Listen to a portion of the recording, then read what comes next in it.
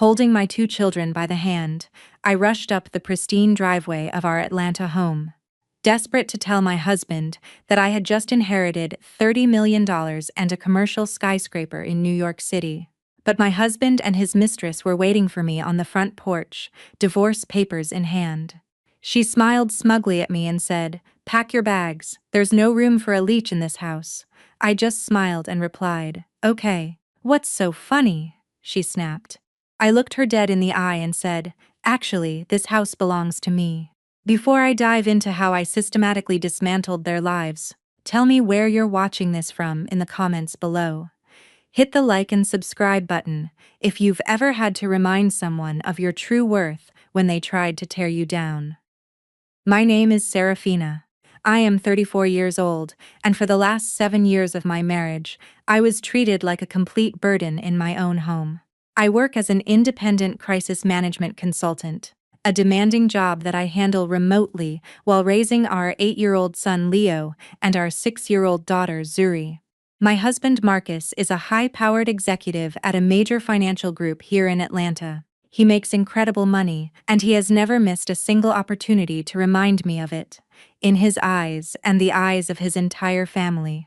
My flexible schedule means I'm nothing more than a stay-at-home mom who plays on a laptop. They call me Leech behind my back, and sometimes make sure to say it just loud enough for me to hear. But that afternoon, everything was about to change forever. The heavy manila envelope resting inside my leather designer handbag felt like a physical shield against all their cruelty. Just 3 days earlier, I had received a shocking call from an elite Manhattan law firm. My uncle Elias had passed away. Uncle Elias was the black sheep of our family, a quiet, unassuming man who lived in Harlem and kept completely to himself. Growing up, my relatives used him as a cautionary tale, warning me not to end up alone and struggling like him. But Uncle Elias wasn't struggling at all. He was a ghost titan of New York real estate. He bought up dilapidated properties decades ago and held on to them as the city transformed around him. Because I was the only family member who ever bothered to call him on his birthdays, check on his health, and send him physical photo albums of my children, he left his entire hidden empire solely to me. I had just inherited $30 million in liquid cash and an iconic commercial office tower in the very heart of Midtown Manhattan. I steered our modest family SUV into our exclusive gated community, the tires humming softly against the freshly paved asphalt. It was a crisp autumn day in Atlanta, the kind of breathtaking afternoon where the sky is a brilliant cloudless blue and the air feels charged with endless possibility. In the back seat, Leah was explaining a very complicated video game strategy to Zuri, who was giggling and kicking her light-up sneakers against the back of my seat. Their innocent, bubbling joy was the truly perfect soundtrack for my euphoric mood. I gripped the steering wheel tightly, my heart hammering a frantic, gleeful rhythm against my ribs. For years, Marcus had rigidly controlled every aspect of our finances. He gave me a strict household allowance, scrutinized my grocery receipts line by line, and belittled my consulting paychecks as cute little hobby money. Every time I tried to stand up for myself or demand an equal partnership, his family would rush to his defense. This was especially true of his brother David, and David's wife, Sarah. Sarah was a ruthless, highly successful real estate agent, a white woman who constantly prided herself on bringing what she called high class and sophistication to our family gatherings. She constantly flaunted her luxury designer bags and boasted about her 6-figure commissions, going out of her way to ensure I felt as small, pathetic, and dependent as possible. But today, I was going to walk into my house and hand Marcus the verified legal documents, proving that I was now worth more than his entire executive board combined.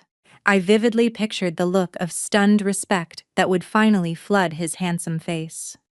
I imagined him apologizing for the years of financial control and emotional neglect. I foolishly thought this incredible wealth would instantly level the playing field and save our rapidly fracturing marriage. I truly believed that $30 million would finally buy me the basic human dignity I had been craving from the man I loved.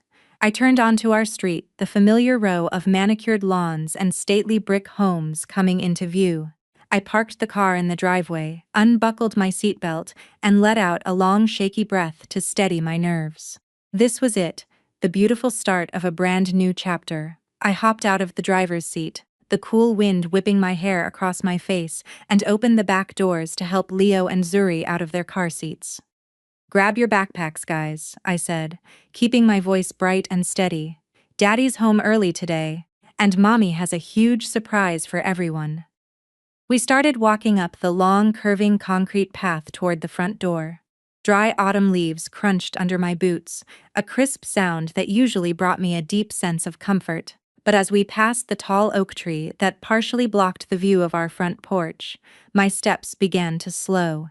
The joyful anticipation that had been bubbling in my chest instantly evaporated, replaced by a cold, heavy dread that dropped straight to the pit of my stomach.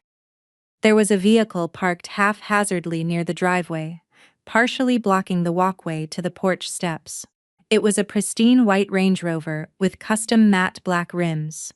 I knew that car intimately. It belonged to Sarah. She never visited our home during the week. In fact, she actively avoided our home unless there was a mandatory family event where she could show off a new outfit or a sparkling piece of jewelry. Her presence here on a random Tuesday afternoon was completely out of character and set off every single alarm bell in my head. The autumn wind suddenly felt sharp instead of refreshing. The peaceful, quiet atmosphere of our suburban street seemed to warp the silence, turning it thick and oppressive. My grip tightened instinctively on my children's small hands. "Mommy, you're squeezing too hard," Leo complained quietly, trying to pull his hand free. I mumbled a quick apology and loosened my hold, but my eyes remained locked on the front porch. Through the decorative wrought iron railing of our veranda, I saw them. Marcus was leaning casually against the heavy oak front door, with his arms crossed over his chest. He was wearing his expensive custom-tailored navy suit, the specific one he reserved for important board meetings and high-stakes negotiations. But he wasn't alone. Standing right beside him, so close that their shoulders were practically touching, was Sarah. She was wearing a sleek, tailored blazer and holding a thick stack of manila folders. Even from the end of the driveway, I could clearly see the sharp, predatory curve of her smile. There was absolutely no familiar warmth in their posture. They didn't look like family members waiting to greet me. They looked like a firing squad waiting for their target to arrive. All my beautiful fantasies of sharing my incredible news, of saving our struggling marriage, and of finally earning my husband's respect died right there on the cold pavement. The heavy manila envelope resting inside my handbag suddenly felt less like a shield and more like a weapon I was about to need. I didn't know exactly what those papers were in Sarah's hands yet, but as I looked into the cold, unfamiliar eyes of my husband, I knew with undeniable certainty that my life was about to become a battlefield. I stopped at the edge of the driveway and turned quickly to Leo and Zuri. I kept my voice light, masking the sudden tremor in my chest. "Play in the back seat for a little bit, guys," I told them, closing the car doors and leaving the air conditioning running. "Mommy needs to talk to Daddy about some grown-up stuff." I turned back around and walked the rest of the way up the concrete path alone. Each step felt heavier than the last. The closer I got, the more the details of their betrayal came into focus. Sarah wasn't just standing next to Marcus. She was practically leaning her weight against him, her manicured fingers resting casually on the sleeve of his expensive navy suit. Marcus didn't flinch or pull away. He just watched me approach with an expression made of pure ice. "Marcus," I said, keeping my voice steady as I reached the bottom of the porch steps. "What's going on here? Why is David's wife waiting on our front porch?" Sarah didn't even give Marcus a chance to speak. She stepped forward, her expensive heels making a sharp clicking sound against the concrete. She looked down at me from the elevated porch as if I were a piece of trash that had blown into her immaculate garden. "It's not your front porch anymore, Serafina," she said, her voice dripping with venom, "and to be honest, It never really was. She shoved a thick stack of manila folders toward my chest. I didn't reach out to take them, so she simply let go. The papers hit the porch with a dull thud, sliding just enough for me to read the bold black lettering at the top of the first page. Petition for dissolution of marriage. I stared at the papers, then slowly lifted my eyes to my husband.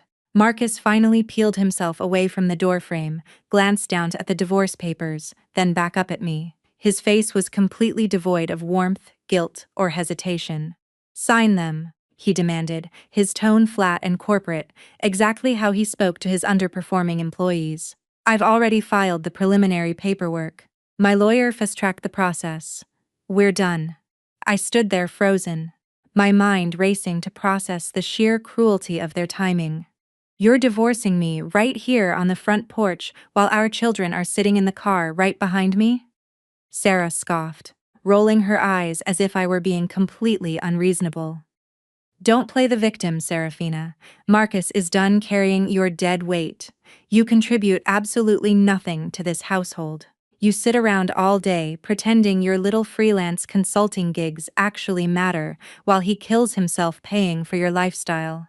She took another step closer, her blue eyes narrowing with undisguised contempt.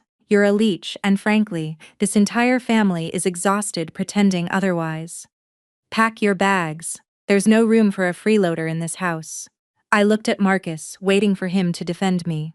I waited for him to stand up for his wife of 7 years against the blatant disrespect of his brother's wife. Instead, he nodded in agreement, shifting his weight to stand closer to Sarah. "Sarah's right," Marcus said, crossing his arms over his chest. "I'm tired of financing your life. I want you to pack your bags and be out of this house tonight. You can take the kids to your friend's apartment or book a cheap motel. I don't care, but you are not sleeping under my roof ever again." The sheer audacity of his demand hit me like a physical blow. He was throwing the mother of his children out on the street with zero warning, all while standing shoulder to shoulder with the woman he was clearly sleeping with. I looked between the two of them, the matching arrogance, the shared entitlement, the way Sarah was looking at my house as if she had already mentally redecorated the living room. It all clicked into place. This wasn't a sudden decision. They had planned this carefully, waiting for the perfect moment to catch me off guard and leave me scrambling to survive. A normal person would have crumbled. A normal wife would have dropped to her knees, cried, begged for an explanation, or screamed in devastation at the sudden destruction of her family. For a split second, that familiar panic threatened to rise in my throat. I felt the sharp sting of tears pressing behind my eyes, but then the thick leather strap of my handbag dug into my shoulder. The heavy envelope inside pressed firmly against my ribs. A $30 million secret resting silently at my side. The deed to a Manhattan skyscraper right next to my car keys. The panic instantly subsided, the fear completely evaporated, replaced by a cold calculating clarity. I looked down at the divorce papers, scattered on the concrete. Then I looked back up at my husband and his mistress. I didn't shed a single tear. I didn't raise my voice. Instead, I felt the corners of my mouth slowly curve upward. A genuine chilling smile spread across my face, creating a stark, eerie contrast to the absolute devastation they clearly expected to see. Marcus's brow furrowed, his arrogant posture faltering for a split second. He seemed genuinely thrown off by my reaction. "What's so funny?" he snapped, his voice losing some of its corporate edge. I tilted my head, looking him directly in the eyes, and let my smile get even wider. "Okay," I said quietly, my voice laced with a terrifying certainty. Sarah crossed her arms, glaring down at me. "Okay, that's all you have to say? You're being thrown out on the street? You think you can throw me out?" I replied, holding unbroken eye contact with the man who had just thrown our vows in the trash. "That's adorable." To truly understand the profound joy of looking my cheating husband in the eye and watching his arrogance falter, you have to understand the suffocating reality I had been trapped in. Allow me to take you back to a typical morning just 2 weeks before that front porch confrontation, so you can see exactly how invisible the chains of my marriage had become. The morning sun streamed through the expensive plantation shutters in our kitchen, hitting the pristine quartz countertops that Marcus insisted we needed to maintain our property value. I was standing at the stove, carefully flipping eggs and plating bacon for Leo and Zuri, who were upstairs getting dressed for school. The smell of freshly brewed espresso filled the air. Marcus was sitting at the head of the large mahogany dining table, fully dressed in another immaculate designer suit. He looked every bit the perfect executive, the pride of his firm, the ultimate provider. But his eyes were glued to his tablet and his jaw was tight. "Serafina," he said, not bothering to look up from the glowing screen.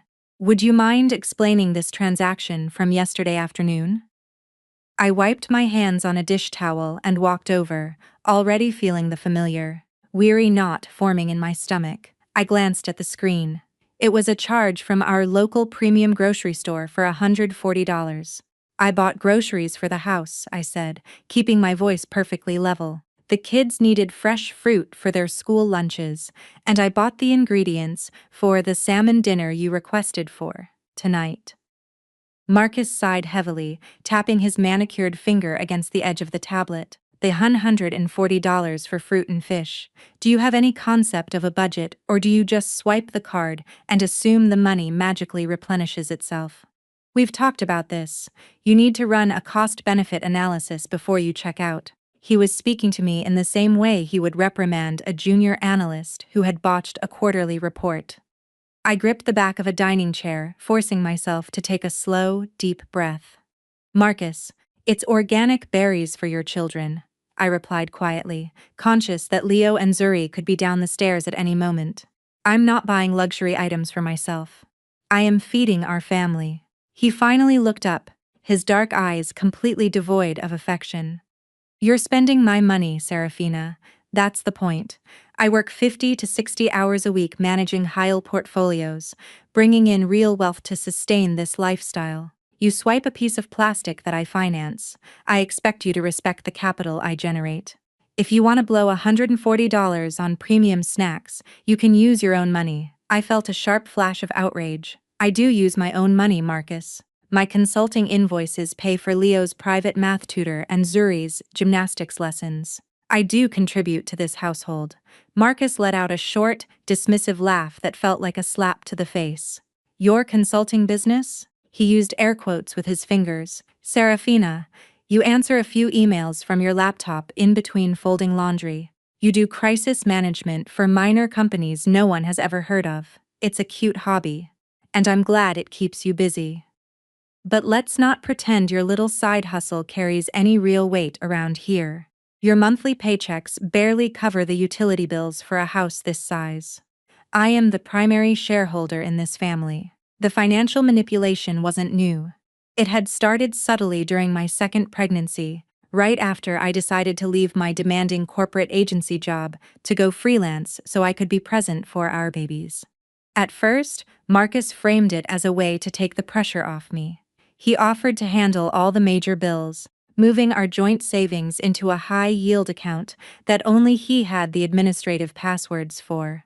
He set me up with a household expense card, calling it a streamlined budgeting tool. I was too exhausted from late-night feedings and the early toddler years to argue with him about logistics. By the time I realized the cage door had been locked, the key was completely out of my reach. I was a highly educated, capable woman who successfully managed PR disasters for regional brands. Yet, I was reduced to asking my husband's permission to buy a new pair of winter boots for our son. Every time I landed a new client, Marcus would find a way to belittle the contract, ensuring I never felt truly independent. He needed me to feel small so he could feel enormous. Footsteps pounded on the hardwood stairs in the hall. Leo and Zuri burst into the kitchen, their backpacks bouncing against their shoulders, bickering over who got to sit in the chair closest to the window. Instantly, the cold, calculating executive vanished. Marcus transformed into the charismatic doing father the rest of Atlanta society believed him to be. He broke into a wide, brilliant smile, opening his arms as Zuri ran to hug his waist. "There are my brilliant kids," Marcus cheered, kissing the top of Zuri's head and giving Leo a playful fist bump. "Are you ready to conquer the day and make Daddy proud?" "Yes, Daddy," they chorused in unison, climbing into their seats as I placed their hot breakfast plates in front of them. Marcus stood up, grabbing his sleek leather briefcase and adjusting his silk tie. He walked past me, leaning in to give me a brief, completely performative peck on the cheek. "Try to be more mindful today, Serafina," he whispered directly into my ear, his tone dropping back to that icy corporate register. "I'll be reviewing the statements again tonight." He walked out the door, leaving me standing in the center of the beautiful kitchen he loved to remind me I didn't own. I watched my children eat their breakfast, their faces bright and completely unaware of the toxic power dynamic that was silently suffocating their mother. I swallowed the bitter lump of humiliation in my throat and poured myself a cup of coffee. I endured the daily disrespect, the financial abuse, and the constant belittling because I wanted my children to have a stable two-parent home. I had grown up watching families fracture over money, and I was desperately trying to maintain the flawless image of our successful, well-off family. I took the emotional hits so my kids would never have to feel the impact. I justified the pain by telling myself Marcus was just stressed from his high-pressure career, that his arrogance was simply a byproduct of his ambition. I chose peace over pride, convincing myself that shrinking in his shadow was the only way to keep our family together. I put up with his financial tyranny because I thought I had no other choice. I didn't know then that my quiet endurance was simply buying him the time and the funds he needed to finance a secret life right behind my back. The illusion of our perfect family was on full display just a few days later during our annual end of summer barbecue. I had spent the entire weekend preparing. The massive smoker in the corner of the patio was working overtime, filling the humid Atlanta air with the rich, savory scent of hickory wood and slow-roasted brisket. I had arranged elaborate floral centerpieces for the patio tables and made sure the outdoor bar was fully stocked with premium liquor. The backyard was absolutely packed with Marcus's colleagues from the financial firm, extended family members, and the elite circle of professionals he insisted we associate with to maintain our social standing. I was weaving my way through the crowded patio with a silver tray of grilled shrimp skewers, playing the part of the flawless, supportive wife, when the atmosphere suddenly and sharply shifted. David, Marcus's older brother, walked through the wrought iron side gate, and right beside him, demanding the attention of every single person on the patio, was Sarah. While the rest of our guests wore chic but comfortable summer attire, Sarah was wearing a skin-tight, pure white designer midi dress that was completely inappropriate for a casual backyard barbecue. She had a limited edition Birkin bag slung over her forearm, positioning it carefully so the iconic logo would catch the afternoon sun. As a white woman who had married into our prominent African-American family, Sarah had always overcompensated. She made up for it with a bizarre, desperate need to prove she was the wealthiest, most sophisticated person in any room we entered. And she usually accomplished it by stepping directly on my neck. She ignored me completely as she swept past the appetizer station, treating the hired staff like invisible furniture, as she made a beeline straight for Marcus. I watched from a few feet away as she threw her arms around my husband's neck, pressing herself against his chest in a greeting that lasted a split second too long. Marcus didn't flinch, he didn't step back. In fact, his large hands rested comfortably on her waist before David finally caught up to them, completely oblivious to the lingering tension. "Marcus, you look absolutely incredible," Sarah purred, her voice carrying over the ambient chatter of the party. "That new promotion suits you so well. I was just telling David on the way over that you're practically carrying the legacy of this entire family on your shoulders. You have such exquisite taste in everything you do." She gestured vaguely at the sprawling brick house and the expensive food spread, completely ignoring the undeniable fact that I had personally orchestrated every single detail of this event while Marcus played golf all morning. Marcus chuckled, puffing out his chest as he swirled the expensive bourbon in his crystal glass. Well, you know how it is, Sarah. Somebody's got to keep the engine running and make sure the standard stays high. Can't let my team down. I walked over, forcing a polite, welcoming smile as I offered them the tray of appetizers. Sarah glanced down at the perfectly arranged food, then dragged her icy blue eyes slowly up and down my casual linen sundress, her lips curling into a sharp, condescending smirk. "Oh, Serafina," she said, her tone dripping with a fake sugary sweetness. "Look at you working so hard playing hostess. It's really sweet how you try to keep yourself busy while Marcus handles all the real business." I kept my expression perfectly neutral, though my knuckles went white as my grip on the silver tray tightened. "I run my own consulting business, Sarah. I'm perfectly capable of handling real business and catering to our guests at the same time." Sarah let out a loud tinkling laugh that immediately drew the attention of several nearby guests. A few of Marcus's junior colleagues turned their heads. Their conversations stalled as they watched the exchange. Consulting business," she repeated, projecting her voice so the people at the adjacent tables could hear every word. "Right. David told me you help out little local shops or something. It's adorable, but let's be honest, Serafina, we all know who really pays the mortgage on this massive property." She took a slow, deliberate sip of her champagne, her eyes locked on mine with pure malicious intent. "It must be incredibly relaxing to just wake up, play on your laptop for a few hours, and let a man like Marcus fund your entire existence. Some women really hit the lottery, don't they? If you didn't have Marcus carrying you, providing this luxurious safety net, you wouldn't even be able to set foot in a neighborhood like this. You're just so lucky he's generous enough to support you." The patio fell uncomfortably silent. The upbeat jazz music playing from the outdoor speakers suddenly seemed far too quiet. I felt the hot, prickling burn of absolute humiliation creeping up my neck and searing my cheeks. I looked directly at Marcus. I waited for him to shut her down. I waited for my husband, the man who had promised to protect and honor me, to tell his sister-in-law that she was crossing a massive, unforgivable line.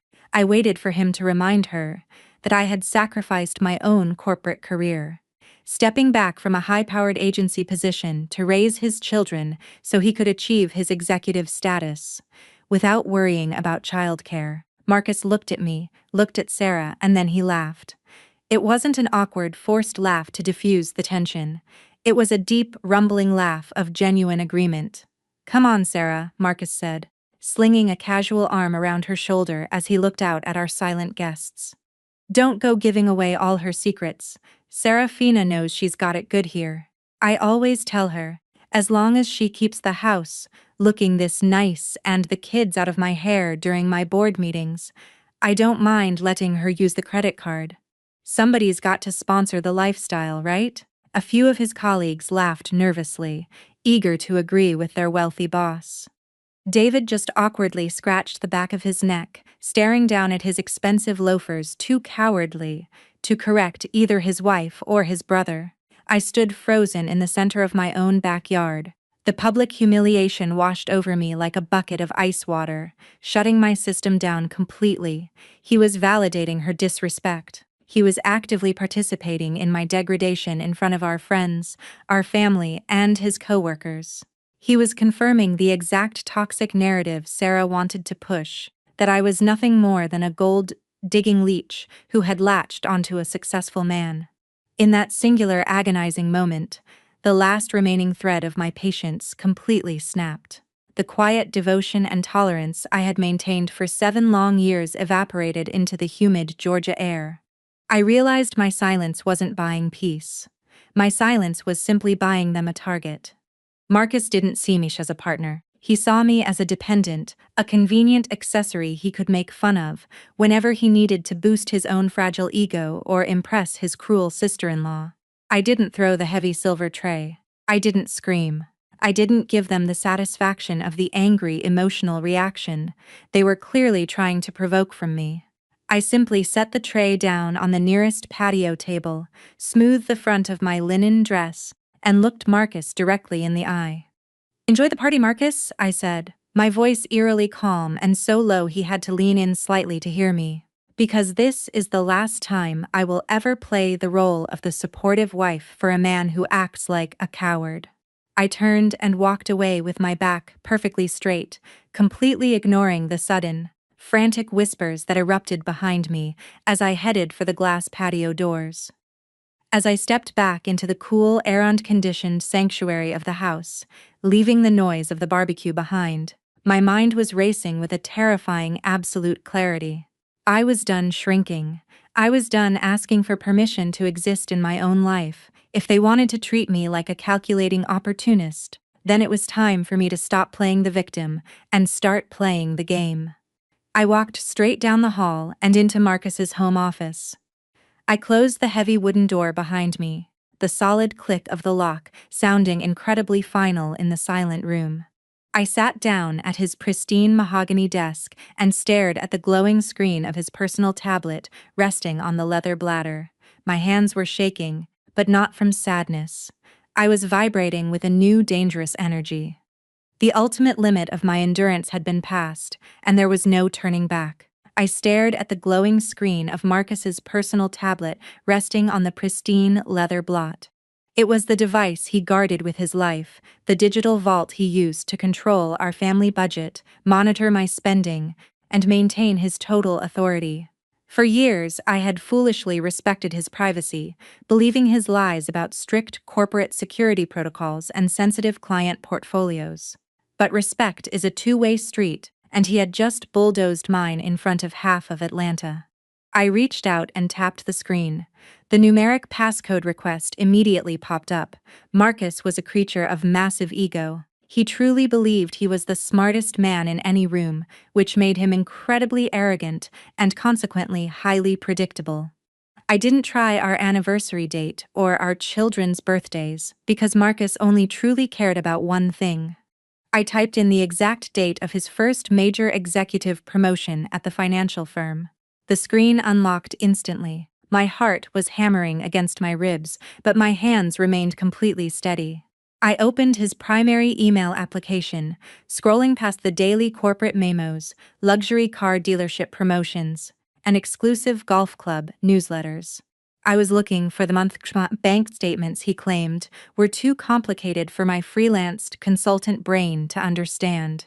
I wanted to see the exact numbers he held over my head every single day. Instead, a push notification dropped down from the top of the screen. It was an alert from our private wealth management banking app, a system he had explicitly locked me out of 2 years ago under the guise of simplifying our taxes. The banner read "Wire transfer completed." I tapped the notification, holding my breath as the banking app loaded with a secure Face ID bypass he had carelessly left disabled for his home network. The screen populated with the details of a transaction executed just the previous evening at roughly the same time I was busy marinating meat and setting up heavy patio furniture for his precious guests. The amount transferred was exactly $50,000. I blinked hard, rubbing my eyes and reading the digits again to make sure the screen's glare wasn't playing tricks on me. Juan Mayan. This was the same man who had coldly bared me over $10 in organic berries just 2 weeks ago. He had ruthlessly lectured me about respecting the capital he generated, treating me like a reckless child for buying groceries for his own son and daughter. Yet here he was silently moving a small fortune with a single casual swipe of his finger. I tracked the digital receipt to the recipient's details. The funds had been wired to an external business checking account registered under the name S.R. Reilly LLC. A sharp, icy chill shot through my entire body, rooting me to the heavy leather desk chair. Sarah, my sister-in-law, ran a boutique luxury brokerage under that exact legal entity name. Why on earth would my husband wire $50,000 of our money to his wife? It wasn't a casual family loan. And considering her endless bragging about her own wealth, it certainly wasn't charity. $50,000 in the world of high-end real estate meant only one thing. It was earnest money. It was a down payment. I needed to know where that kind of liquid cash had come from. I clicked on the source's account details. expecting to see the joint savings Marcus had walled me off from, but the account number didn't match our savings at all. It was a completely different line of credit, one I had never seen in our 7 years of marriage, friend. I clicked on the account profile, and the breath caught in my throat completely. It was listed as a home equity line of credit, drawn directly against the deed of our primary residence, our house, the home where I was raising my children. Marcus had secretly taken out a massive loan against our family's property. He must have forged my signature or bribed a shady notary to bypass my legal consent entirely. He had leveraged the roof over his children's heads to extract a mountain of cash, and he was funneling that money directly to Sarah. The puzzle pieces began to click together with a terrifying, undeniable precision. I thought back to the scene unfolding on the patio just outside the window. The lingering touches, the way she pressed herself against his chest, the way he defended her blatant disrespect of his wife. They weren't just flirting to humiliate me, they were doing business together behind my back. Or worse, they were building a whole new life together, using my home as their collateral. Through the thick glass of the office window came the muffled sounds of the barbecue. I could hear the upbeat music, the clinking of glasses, and suddenly the sharp, distinctive sound of Sarah's laughter cutting through the noise. She was out there gloating, pining in her designer dress, drinking my champagne, knowing that she and my husband had just stolen $50,000 from right under my nose. The betrayal was so profound, so calculatingly deep, that it bypassed sadness entirely and mutated directly into a cold, lethal focus. Marcus had escalated from an emotionally abusive husband to a financial criminal. He was actively destroying my children's security to fund whatever secret project he was building with a woman who despised me. Suddenly, the heavy brass knob of the office door rattled violently. Someone was trying to get in. "Serafina, are you in there?" It was Marcus. His voice sounded muffled through the thick wood of the door, but the deep annoyance in his tone was unmistakable. He jiggled the knob again, this time harder. "Open the door, Serafina. People are asking where the hostess went, and it looks pathetic for you to be hiding in here. Sulking just because Sarah made a joke. Get out here and do your job." I quickly locked the tablet screen, erasing any trace of my digital intrusion, and placed it back exactly where I had found it on the leather blotter. I stood up, taking one last steadying breath. I smoothed the non-existent wrinkles from my linen dress and squared my shoulders. I had walked into this office, a humiliated, exhausted wife, but I was walking out a woman armed with the truth. I strode forward and undid the deadbolt.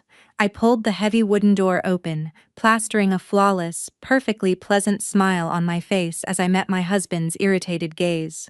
I was no longer interested in crying over his betrayal or begging for his respect. I was completely focused on finding out exactly what property he was buying with Sarah and precisely how I was going to burn it to the ground. "Sorry, honey," I lied, my voice dripping honey as I swept past him into the hall. "I just needed to grab a fresh bottle of your favorite bourbon from the reserve closet." The guests were running low. Marcus instantly relaxed, his inflated ego soothed by my apparent submissiveness. "Good girl," he grunted, adjusting his cufflinks. "Make sure David gets a taste of that." For the rest of the barbecue, I delivered the performance of a lifetime. I floated between the patio tables, clearing empty plates and laughing at terribly unfunny jokes told by arrogant bankers.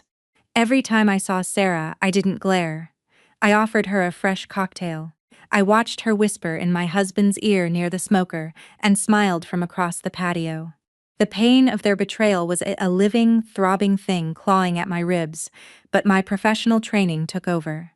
In crisis management, the first rule is to never let the opposition know you've identified the threat. You contain the narrative, you control the variables, and you strike only when your victory is mathematically certain. It was 7 agonizing hours before the last guest left, and the house finally fell silent. Marcus had consumed enough premium liquor to ensure a heavy, dreamless sleep. I lay rigid beside him in our king-sized bed, listening to the steady, rhythmic sound of his breathing. When the bedside clock ticked over to 2 a.m., I slipped out from under the duvet. I crept down the hall to my small home office space, wrapping myself in a thick cashmere cardigan to ward off the midnight chill. I opened my laptop, the screen casting a pale blue glow on my face. It was time to get to work.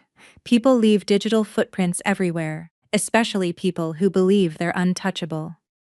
Marcus thought I was just a housewife with a hobby, forgetting that my actual job involved burying corporate scandals and tracking down leaked information before the press could weaponize it. I didn't need his primary tablet anymore. I needed the secondary email account he had set up years ago. The one he claimed was just for fantasy football leagues and junk mail. Gaining access was almost insultingly easy. Marcus used a variation of his fraternity initiation year for his secondary passwords. I typed it in. I bypassed the generic security question by answering a query about his first sports car, and I was in. The inbox loaded. My eyes scanned the subject lines, filtering out the actual spam and zeroing in on a specific chain of correspondence from a title and escrow company based in Buckhead. I clicked on the first email, my breath catching in my throat. It was a congratulatory message from a closing agent confirming the receipt of a $50,000 wire transfer for a luxury penthouse unit at the Soberin, one of the most exclusive high-rises in Atlanta. But it wasn't the real estate transaction that chilled my blood. It was the forwarded email chain attached to the bottom of the document. I scrolled down, reading the messages exchanged between Marcus and Sarah over the last 48 hours. They weren't just discussing square footage and HOA fees, they were discussing their future. "I can't wait to finally have our own space," Sarah had written, complete with a nauseating heart emoji. "David is driving me crazy and I'm so tired of sneaking around hotels. This penthouse is going to be our perfect nest, babe." The wire cleared. "We close next month. Soon. We won't have to hide anymore. Just let me handle the dead weight at home first. I need to make sure the post-nut paperwork is ironclad so she walks away with nothing." Marcus had replied, just hours before our barbecue. The dead weight was me, the mother of his children. I kept scrolling, digging deeper into the archived folders. I found hotel reservations stretching back 2 full years, weekend getaways disguised as corporate retreats, expensive jewelry purchases shipped directly to Sarah's office. They had been sleeping together, laughing at me, and plotting my financial ruin for 24 months. My husband and his brother's wife were actively conspiring to leave their spouses and build a life of luxury together, using the equity from my family's home. A violent wave of nausea hit me. I clapped a hand over my mouth, pushed my chair back, and ran to the adjoining guest bathroom. I fell to my knees on the cold tile floor, gripping the edges of the porcelain toilet bowl. As my stomach heaved, the physical reality of the betrayal was paralyzing. 2 years of lies, 2 years of sharing a bed with a man who was silently draining our assets to build a love nest for his mistress. Hot, furious tears finally spilled from my eyelashes. I allowed myself to cry, but only for exactly 60 seconds. I timed it on the digital clock glowing on the bathroom counter. When the minute was up, I pushed myself to my feet, turned on the faucet, and splashed ice-cold water on my face. I stared at myself in the mirror. My eyes were bloodshot and my hands were still shaking, but the weakness was gone. I walked back to my laptop and began to download everything. I exported the email chains, the bank routing numbers, the hotel receipts, and the title company documents. I created a secure encrypted folder on a hidden cloud drive, backing up every single piece of evidence. Marcus wanted to play a high-stakes game of financial ruin, but he had drastically underestimated his opponent. I closed the laptop and slipped back into our master bedroom. I slid under the covers next to the man who was actively trying to destroy me. He shifted in his sleep, his arm thrown casually over my waist.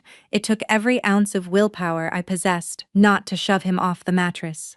Instead, I lay perfectly still, staring up at the dark ceiling. I would have to wake up tomorrow and make him breakfast. I would have to kiss his cheek, ask about his day, and play the part of the oblivious, beautiful wife. I would have to swallow the bile in my throat every time he spoke to me, but I could do it. I would endure the knowing acidic pain of his betrayal because I was no longer fighting for my marriage. I was fighting for my children, my dignity, and my absolute revenge. Marcus and Sarah thought they had already won. They thought they had secured their glamorous future. They had no idea that I was silently holding the match that would burn their entire world to ash. I spent the next 3 days delivering an Oscar-worthy performance. I poured his coffee. I smiled at his dry corporate jokes.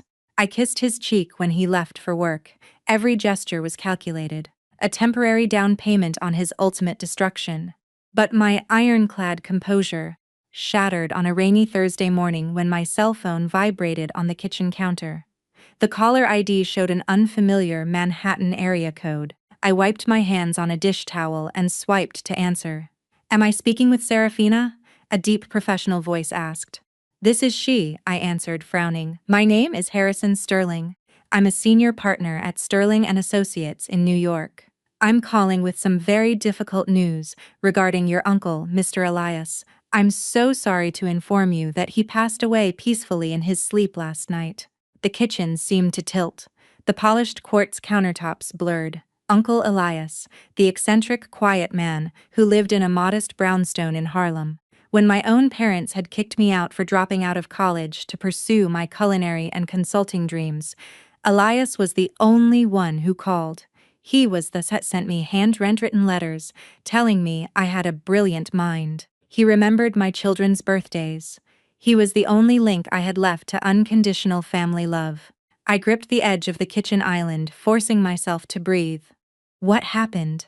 I managed to ask, my voice cracking. "It was heart failure," Mr. Sterling explained gently. "It was sudden, but he did not suffer." "Serafina, I need to impress upon you the urgency of the situation. I am the executive of his estate. There are pressing legal matters that require your immediate physical presence in Manhattan. Can you be on a flight tomorrow morning?" Legal matters. I assumed Elias had left behind a few personal effects. Maybe some modest savings and a mountain of funeral expenses I would somehow have to cover. "Of course," I told the lawyer, wiping a tear from my cheek. "I'll book a flight right now and emailed you my itinerary." I hung up the phone just as Marcus walked into the kitchen. He was fastening his silver cufflinks, looking far too pleased with himself. He stopped when he saw my wet face and the phone clutched in my hand. "What's wrong with you?" he asked, sounding more annoyed than concerned. "Uncle Elias died," I whispered, staring at the marble floor. "I just got a call from his lawyer in New York. He passed away last night. I need to fly out tomorrow morning to handle his arrangements." Marcus dropped his hands to his sides and let out a long, exaggerated sigh. He looked up at the ceiling as if asking the universe why he had to deal with such trivial annoyances. "Elias," Marcus repeated, his tone dripping with absolute disdain. I snapped my head up, the grief momentarily eclipsed by a surge of pure, blinding anger. "He's my uncle, Marcus. He's my blood. He was the only person in my family who ever treated me with basic human decency." Marcus scoffed, walking over to the espresso machine and pouring himself a shot. "Basic human decency doesn't pay the bills. Serafina, do you have any idea what a last-minute flight to LaGuardia costs right now? You're talking about blowing $600 or $700 plus hotel expenses and whatever debts that old man left behind. We are not a charity. I am not funding a grief vacation for you to go mourn some broke recluse who contributed absolutely nothing to society." The sheer cruelty of his words was staggering even for him. He had just stolen $50,000 from our home's equity to buy a luxury penthouse for his mistress. Yet, he was lecturing me about the cost of a plane ticket to bury my only caring relative. "I'm not asking you to fund it," I stated, my voice dropping to a dangerously icy register. "I'll use the money from my consulting accounts." "I am going, Marcus. That is not a negotiation." Marcus slammed his espresso cup down on the counter. The sharp crack echoed in the silent kitchen. He pointed a rigid finger at me. "Listen, Tommy, you are burning through capital that belongs to this household. You want to waste your hobby money on a funeral for a Harlem squatter? Fine, go. But don't expect me to cover the difference when your account runs dry next month." And you had better have childcare arranged, because I am not canceling my executive meetings to look after Leo and Zuri while you play grieving niece in New York." He grabbed his briefcase and stormed out of the kitchen, the heavy front door slamming shut behind him. I stood alone in the silence, my chest heaving, the tears instantly drying on my cheeks. He wanted to talk about capital. He wanted to talk about dead weight and wasted money. He had no idea that his arrogant, dismissive attitude was sealing his own fate. I pulled out my laptop and booked the first flight to New York for the following morning. I went upstairs to our master bedroom and pulled a small carry-on suitcase from the top shelf of the closet. As I folded my black dresses and placed them inside, my mind raced with memories of Uncle Elias. I remembered the worn leather of his favorite armchair, the smell of peppermint and old paper that always followed him. He never bragged. He never wore designer suits or drove imported cars like Marcus. Elias wore simple tweed jackets and took the subway. He sent me antique books when I started my business, and always told me that true wealth was measured by the peace in your spirit, not the digits in your bank account. Marcus couldn't comprehend a man like Elias. Marcus only understood leverage, status, and exploitation. I zipped the suitcase shut, my resolve hardening into solid steel. Marcus thought he had me completely backed into a corner. He thought his secret real estate purchase with Sarah was safe behind his passwords and my supposed ignorance. He believed my trip to New York was just a pathetic waste of funds. Let him think that. Let him sit in his glass office in Atlanta, completely convinced of his own supremacy. I was going to honor my uncle, and then I was going to come back to dismantle my husband's entire world. The next morning, I kissed Leo and Zuri goodbye, leaving them in the capable hands of my neighbor, a retired teacher who adored them. I took a rideshare to the airport, staring out the window at the sprawling Atlanta skyline. My phone buzzed once. A text from Marcus. It read, "Don't expect me to pick you up when you get back. Get a cab." I didn't reply. I just turned my phone off, walked through the security gates, and boarded my flight to New York. The wheels lifted off the tarmac, carrying me away from the toxic, suffocating prison my home had become. I looked out the small airplane window as we broke through the cloud layer. I was flying toward grief. But for the first time in 7 years, I also felt an undeniable electric surge of freedom. I thought I was just going to Manhattan to sign a few release forms and clean out a dusty apartment. I was completely unprepared for the reality that was waiting for me at the law firm. I stepped out of the airplane as a battered housewife, but I was about to land in New York as a completely different entity. The taxi dropped me off on Park Avenue, directly in front of a towering glass structure that screamed generational wealth. I stood on the sidewalk for a moment, staring up at the polished facade. Marcus had scoffed at my trip, convinced I was traveling to some dusty storefront to settle the debts of a neighborhood squatter. Instead, I walked through revolving glass doors into a lobby lined with imported Italian marble. A concierge in a bespoke suit checked my ID and escorted me to a restricted key-card-only private elevator. The door slid shut, and I ascended to the 60th floor. The air pressure popped in my ears. When the elevator doors opened, I stepped into the sprawling, immaculate reception area of Sterling and Associates. The walls were lined with original modern art, and the floor-to-ceiling windows offered a breathtaking, unobstructed view of Central Park. A receptionist greeted me by name with profound respect and immediately guided me into a massive corner conference room. Harrison Sterling was already waiting. He was a distinguished older gentleman, with silver hair and the kind of quiet, commanding presence that comes from managing billions of dollars. He didn't treat me like a dependent housewife. He stood up immediately, buttoned his suit jacket, and offered me a warm, firm handshake. "Please sit, Serafina," Harrison said kindly, gesturing to a plush leather chair across from him. "I know this has been a whirlwind for you. Elias spoke of you constantly. You were the absolute light of his life." I sat down, clasping my hands in my lap to keep them from shaking. "Thank you, Mr. Sterling. I just want to understand what needs to be done. Uncle Elias lived a very simple life, so I'm assuming there's a small life insurance policy on the deed to his brownstone. I'm prepared to take care of the funeral expenses. Harrison looked at me with a soft, knowing smile. He reached across the polished mahogany table and slid a thick leather-bound portfolio toward me. Your uncle lived simply, Serafina. But that was a deliberate choice, not a circumstance, Harrison explained, his voice steady and serious. Elias despised the garish, superficial trappings of modern wealth.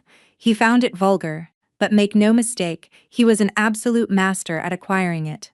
During the real estate crashes of the 70s and 80s, while everyone else was fleeing the city, your uncle was buying. He acquired entire city blocks through anonymous holding companies. He was a ghost titan in the New York real estate market. My heart stopped in my chest. I stared at the closed leather portfolio. What are you saying? I'm saying you are his sole heir, Harrison replied. And Elias didn't just leave you a brownstone. He opened the portfolio and flipped to the first page. It was a certified financial summary. My eyes dropped to the bottom line and the numbers swam before my vision. I blinked hard, but the digits remained exactly the same. Held in various offshore and domestic high-yield accounts was $30 million in liquid cash. I stopped breathing million. My mind flashed to Marcus, screaming at me in our kitchen, veins bulging in his neck over a $140 grocery bill. I thought of Sarah standing on my patio in her tight white dress, loudly declaring that I would never belong in a wealthy neighborhood without my husband carrying my dead weight. I was currently staring at more cash than Marcus and his entire executive board would see in their lifetimes. Turn the page, Serafina, Harrison instructed quietly. I turned the heavy parchment page. The next section outlined a massive real estate portfolio. There were luxury residential complexes in Brooklyn and Queens, generating millions in passive rental income. But the crown jewel of the estate was listed at the top. It was a 6-story commercial skyscraper located in the beating heart of Midtown Manhattan. This is where the situation becomes complex, Harrison continued, leaning forward and steepling his hands on the table. Elias didn't just leave you a pile of money to spend. He left you an active, aggressive corporate empire. You are now the sole managing director of the Elias Trust. The board of directors is awaiting your directives. The property management firms report directly to you. This wealth comes with the enormous responsibility of running an empire. Panic and adrenaline surged through my veins. I'm a crisis management consultant, I said, my voice barely a whisper. I fix PR disasters. I don't know how to run a commercial real estate empire. Elias knew exactly what you do, Harris countered smoothly. He chose you because he watched you build a business from your kitchen table while raising 2 children. He saw your strategic mind. He left a personal letter for you, and in it he wrote that you have the grit of a lioness, but you have forgotten your own strength. He wanted this inheritance to remind you that you answer to no one.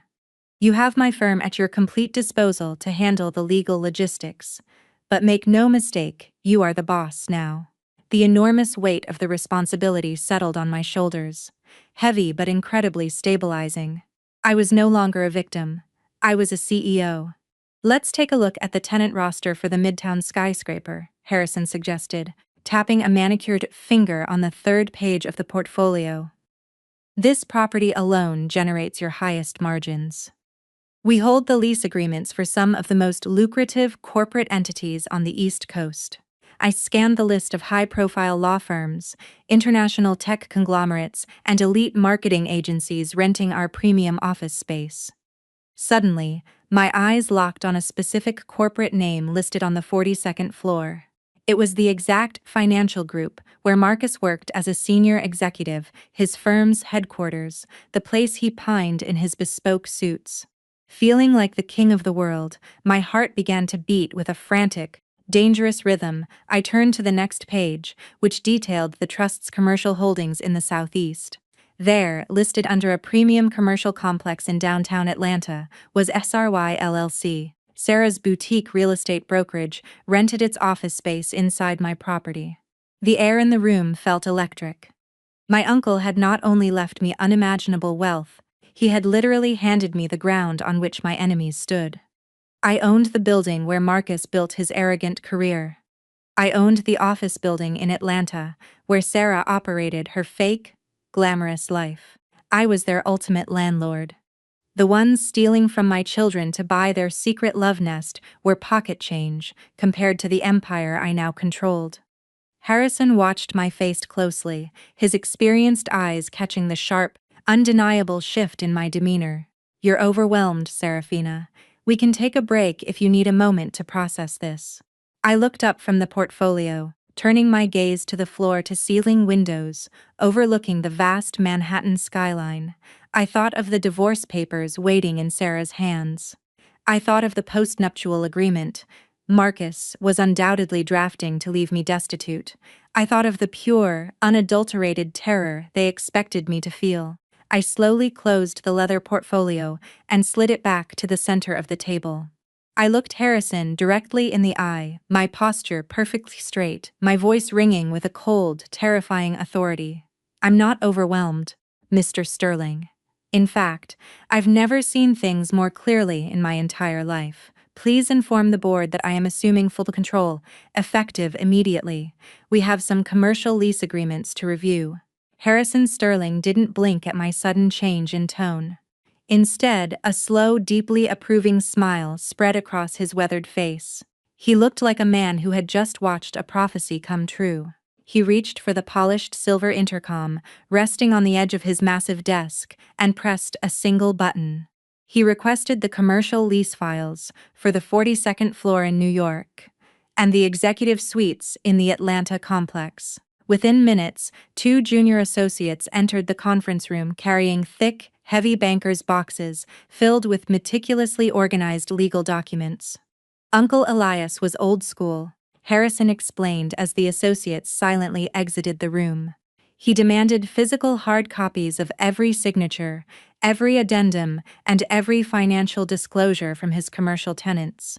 He wanted to see the ink. I pulled the first heavy folder toward me. It contained the master lease agreement for the global financial conglomerate, where Marcus served as a senior executive. My husband pranced through life, believing he was a kingmaker, because he occupied a corner office on that 42nd floor.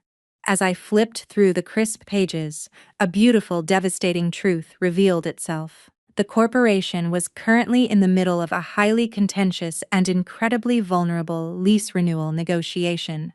Their current 10-year lease was scheduled to expire in less than 4 months. According to the internal memos Elias had kept, the CEO of Marcus's firm had been practically begging the trust for a favorable extension. The building was a historic landmark, a symbol of absolute prestige in the financial sector.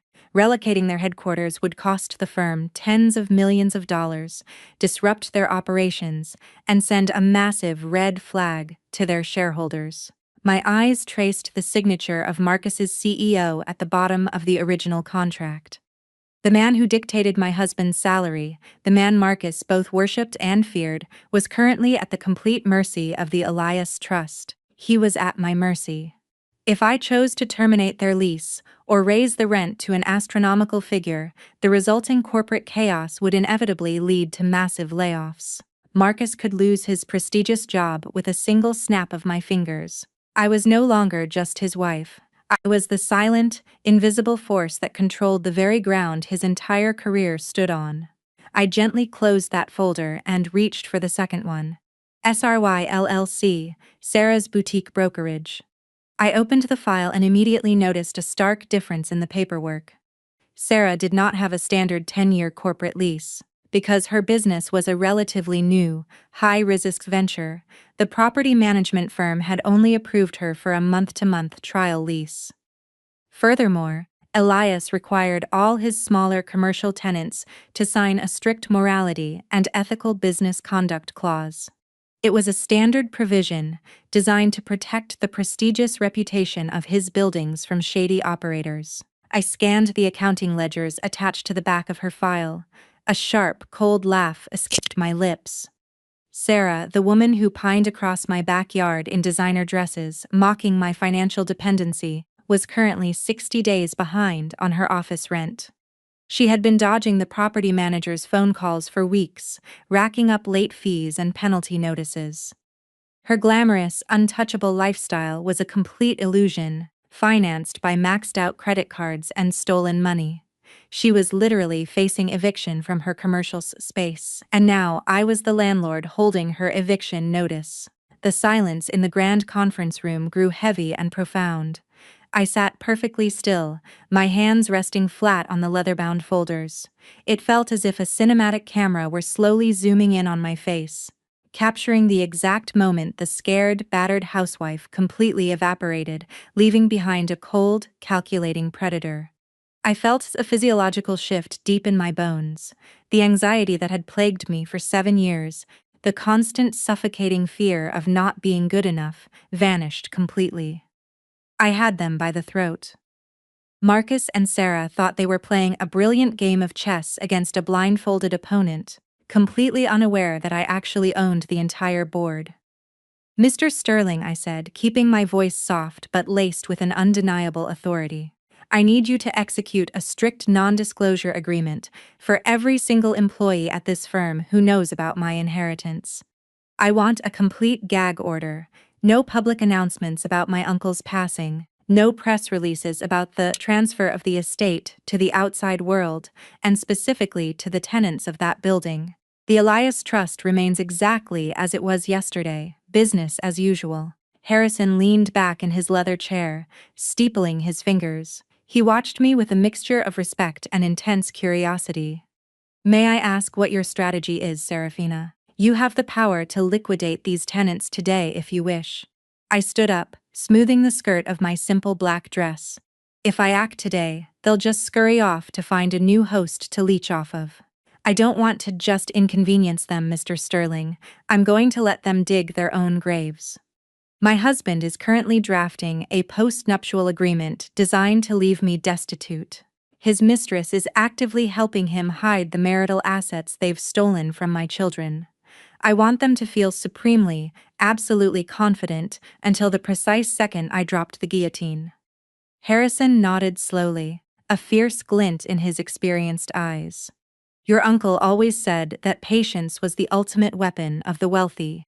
We will lock the estate down tight. Not a whisper of your name will reach Atlanta until you give the order."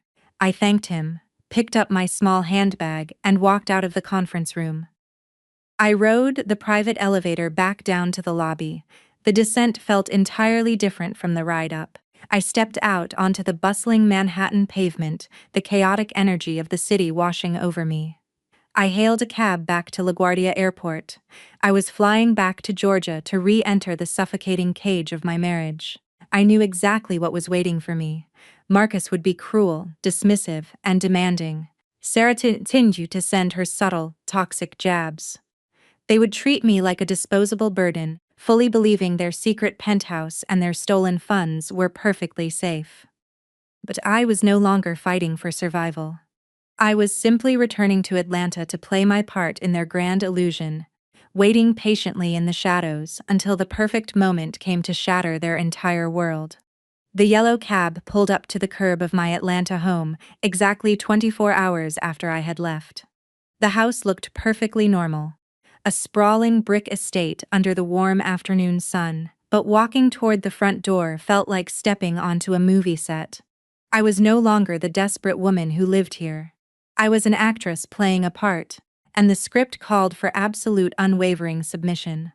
I unlocked the front door and dragged my small suitcase into the foyer. The house was silent.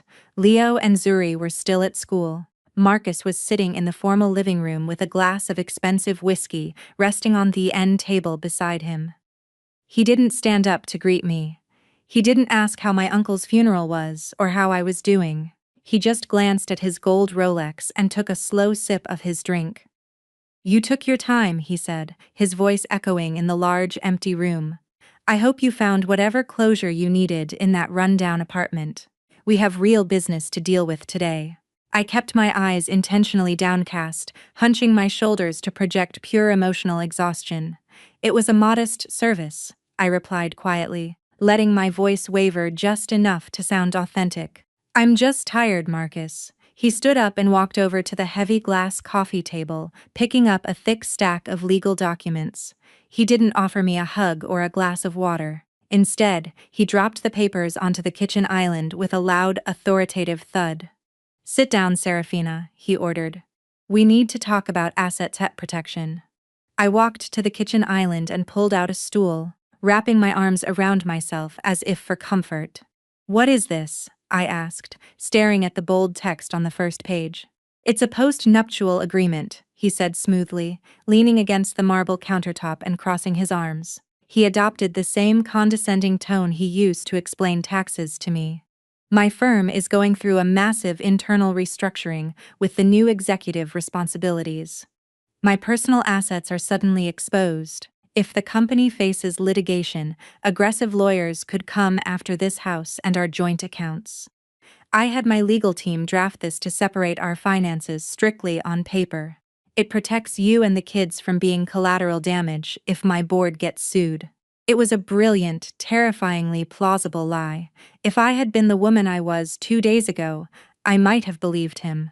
I might have looked at him with deep gratitude, thinking my strong, capable husband was building a fortress to keep our fam safe.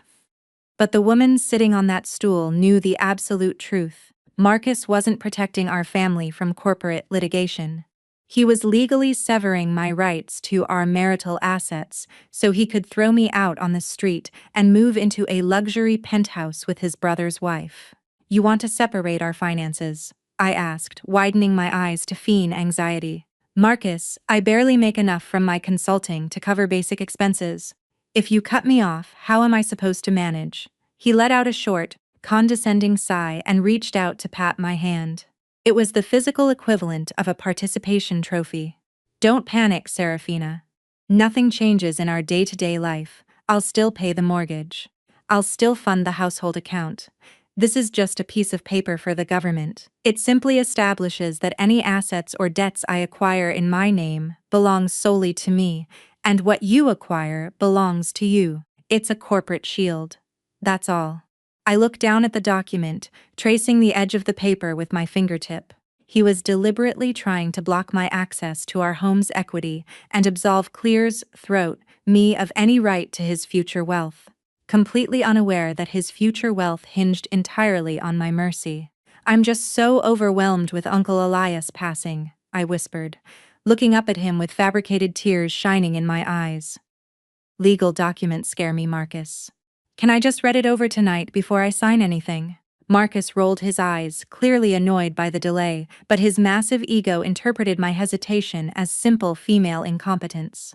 "Fine," he snapped, turning away to grab his briefcase. "Read it tonight, but I need your signature tomorrow morning. My lawyers are waiting, and I don't have time to hold your hand through a standard corporate procedure." The second his car pulled out of the driveway, the scared housewife act instantly evaporated. I grabbed the postnup, marched straight into my home office, and locked the door. I scanned every page of his lawyer's draft and sent the encrypted files straight to Harrison Sterling in New York. Within an hour, Harrison and his team of elite corporate sharks had dissected Marcus' pathetic little trap. The document was ruthlessly designed to leave me with absolutely nothing. But Harrison pointed out a fatal flaw in Marcus's strategy, because Marcus was trying to fast-track this without raising my suspicions. He had used a standard legal template for several of the asset forfeit clauses. "We are going to rewrite page 7 and page 9, Harrison told me over the phone, his voice vibrating with professional glee. "We will keep the exact same font, the same margins, and the same legal ease. But we are going to alter the language regarding financial liability and undisclosed debts." For the next 3 hours, we meticulously crafted the ultimate poison pill. We inserted a brilliantly disguised clause, stating that any debt secretly acquired against the primary marital residence would become the sole undisputed liability of the party who initiated the loan. We also added a morality and fraud stipulation buried deep within the legal definitions of asset separation. It essentially stated that if either party concealed significant financial transactions or engaged in the diversion of marital funds for non-marital purposes, They automatically forfeited their right to contest any solely owned property of the other spouse. It was a legal masterpiece. If Marcus signed it, he would be legally binding himself to the entire $50,000 debt he had stolen from our home's equity, while simultaneously waiving any future right to lay claim to the $30 million empire I had just inherited. I printed the altered pages on my office printer, carefully aligning them with the rest of the stack so they looked completely untouched. I bound them together with the same heavy metal staple Marcus's lawyer had used. The next morning, the trap was set. Marcus was running late. He was frantically adjusting his tie in the hallway mirror, cursing at his phone because he was about to miss a morning conference call. This was the exact moment of vulnerability I had anticipated. Arrogant men never read the fine print when they believe they've already won the game. I walked into the hauling the thick stack of papers and a black ink pen. I kept my posture submissive and my voice just shaky enough to sell the illusion. I read it, Marcus, I said quietly, holding the documents out to him. I still don't understand all the legal words, but I trust you. If you say this keeps the kids safe, then I believe you. He snatched the papers from my hands with a triumphant, greedy smile. He didn't flip to page 7, he didn't check the clauses on page 9. He just went straight to the signature page at the end, completely consumed by his own brilliant deception. He pulled a gold fountain pen from his chest pocket and scrolled his authoritative signature on the bottom line. I took the pen from his hand and signed my name right next to his, finalizing the single most devastating legal contract of his entire life. There, Marcus said, tapping the papers against the console table to straighten them before stuffing them into his leather briefcase. See, that wasn't so hard. You worried too much, Serafina. Just let the men handle the heavy lifting. He leaned in, kissed my forehead with a cold clinical precision, and hurried out the front door. I stood in the silent foyer, watching his luxury car speed down the street through the glass sidelights. The pure, intoxicating thrill of victory coursed through my veins. He thought he had just secured his wealthy, glamorous future with Sarah. He thought he had just legally discarded his dead weight. He had no idea he had just signed his own financial death warrant and handed me the executioner's axe. The silent battle of wits was over, and I had won. Now it was time to systematically destroy the ground he walked on. The heavy mahogany front door clicked shut. I stood in the silent foyer, listening to the roar of his luxury car's engine fade down the street. The moment the sound vanished completely, I pulled my phone from my pocket and dialed a direct line to New York. Harrison Sterling answered on the first ring, his tone professional, sharp, and ready for instruction. I walked into the spacious living room, running my hand along the back of the custom leather sofa Marcus so proudly claimed as his own. "We need to establish a corporate entity immediately," I told the lawyer. "I want a shell company buried under layers of anonymity so deep no forensic accountant in Georgia can trace it back to me. Use a Cheyenne, Wyoming address. Make it impenetrable." Harrison chuckled, the sound rich with anticipation. "Consider the ink already drying. Serafina, what's the objective of our first acquisition?" I explained the $50,000 home equity line of credit Marcus had secretly extracted from our property to fund his mistress. I gave Harrison the name of the local bank. Marcus used a mid-sized regional lender that the Elias Trust likely dwarfed in daily operational cash. "I don't just want to pay off his illicit loan," I clarified, my voice echoing slightly against the high ceilings. "I want to buy the actual debt. I want my new company to purchase the primary mortgage and the secondary line of credit from his bank. I want to own the promissory note on this house."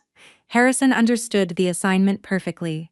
He explained that banks sell off debt portfolios constantly, especially when a massive Manhattan trust firm offers a premium all-cash buyout above market value. The regional lender would be thrilled to offload a residential mortgage for an immediate lucrative payout. The transaction could move quickly behind ironclad corporate walls.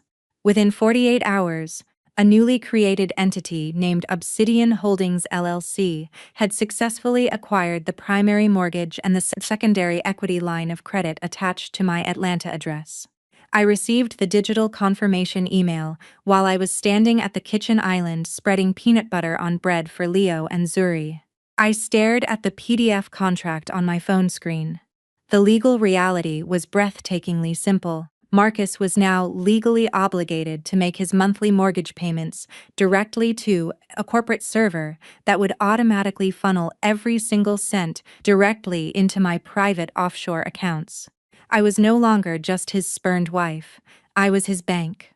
If he missed a single payment, which he would inevitably do once his career and his secret penthouse imploded, I held the absolute legal authority to foreclose and seize the property.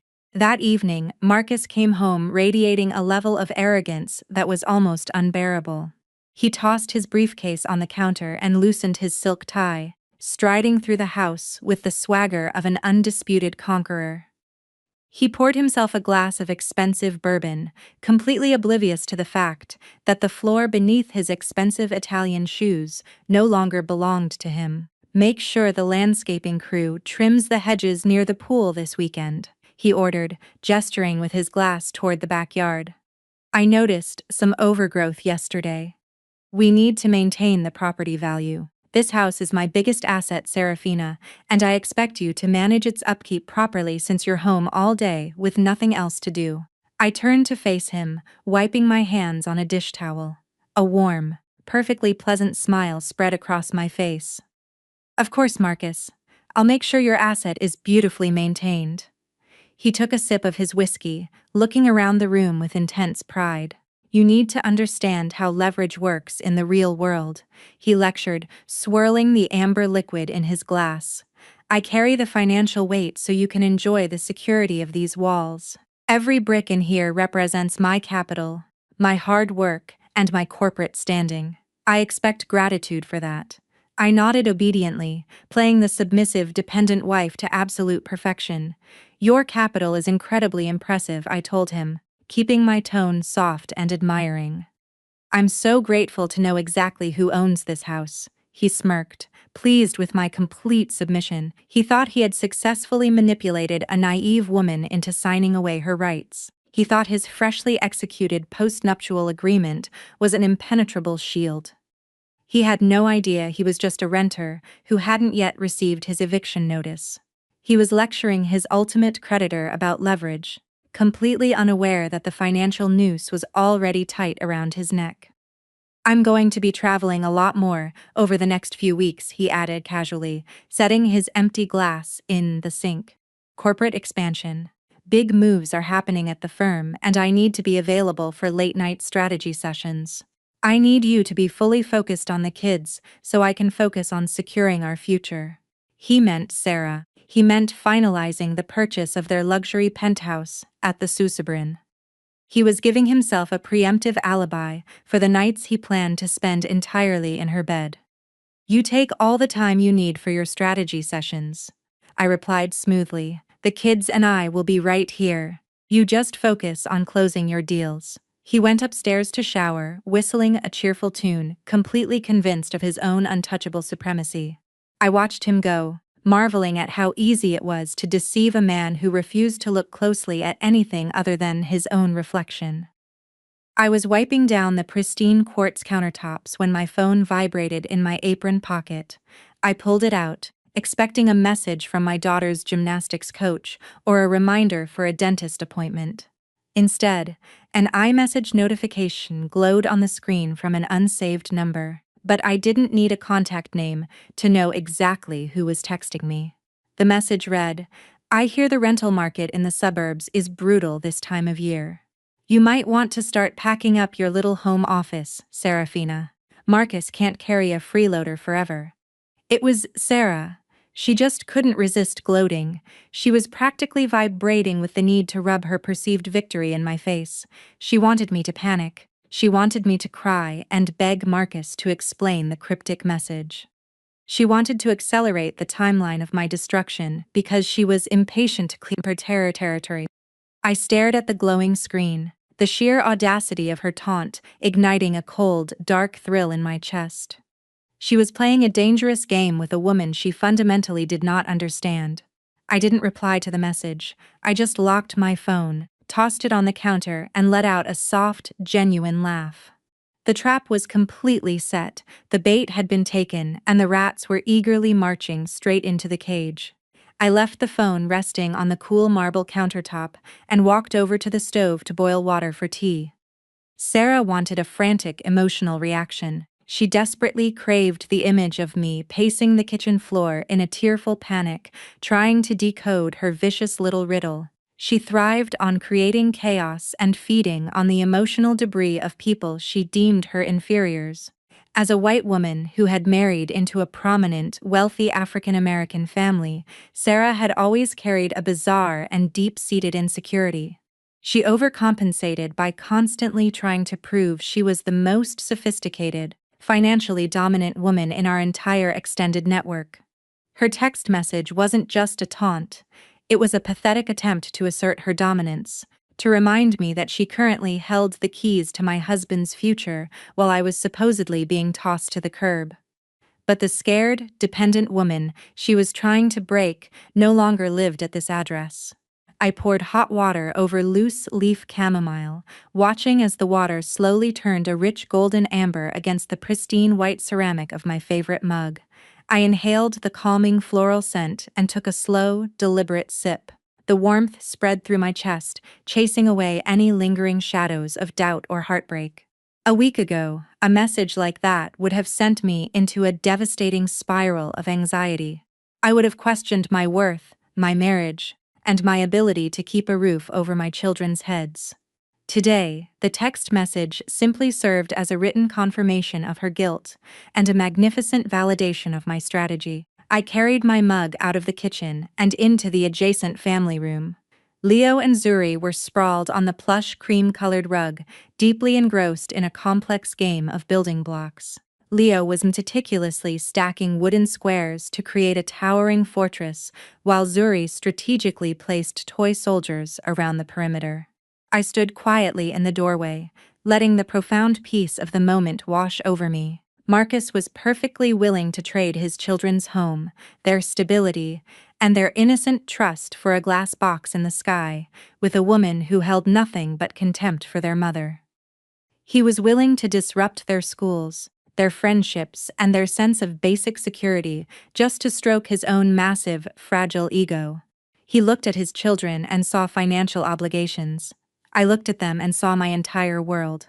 Watching them now, I felt an impenetrable wall of protection surrounding us. I was no longer a helpless passenger in Marcus's destructive runaway vehicle. I was the one driving, and I had just locked all the doors from the inside. I set my tea down on a slate coaster and pulled my laptop from the end table. It was time to pull the hidden tripwire we had so carefully laid. I opened the encrypted portal that connected me directly to Sterling and Associates in New York. Harrison had left a pending legal document in my secure inbox, awaiting my final executive authorization. By arrogantly signing the doctored post-nuptial agreement that morning, Marcus had officially and illegally claimed sole individual liability for the $50,000 home equity line of credit. He thought he was cleverly walling off my access to his future wealth. He didn't realize he was actually walling himself off from any financial protection. The brilliant fine print Harrison and I had buried on page 9 explicitly stated that any unilateral separation of marital debt instantly triggered an automatic acceleration clause with the primary mortgage holder. Since my shell company, Obsidian Holdings LLC, now owned that specific debt portfolio, the creditor had the absolute legal right to demand immediate full repayment of the loan balance due to a fundamental change in the borrower's asset structure. Marcus had just drained his available liquid cash to pay Sarah's earnest money for their luxury penthouse. He was financially overextended, depending heavily on his upcoming quarterly corporate bonus to stay afloat. A sudden, legally binding demand for $50,000 in cash, plus immediate penalty fees, would absolutely his cash flow. If he failed to produce the funds within 48 hours of official notification, Obsidian Holdings would possess the legal grounds to initiate a swift foreclosure on his primary asset, effectively seizing the house he loved to brag about. I opened a new message window and began to type a short, clear directive to Harrison. The ink is dry on the postnup. Marcus has successfully isolated his liabilities just as we planned. Please activate the acceleration clause on the HESILOC immediately. Issue the notice of default and demand directly to his private office at the financial firm tomorrow morning. Do not send it to the house. Let the corporate mailroom sign for it and let it sit on his mahogany desk where his colleagues can see the certified bank seals. Sending the notice directly to his corporate headquarters was a very calculated move. Marcus built his entire identity around being the smartest, most untouchable executive on the 42nd floor. Receiving a massive financial default notice in his sanctuary of power would shatter his flawless, professional facade. He would be forced to open a foreclosure threat while sitting in the very building I secretly owned. The poetic justice of the location was almost too delicious to ignore. I hit send. The screen displayed a bright green checkmark, signaling that the legal machinery was already in motion. There was no reversing the process.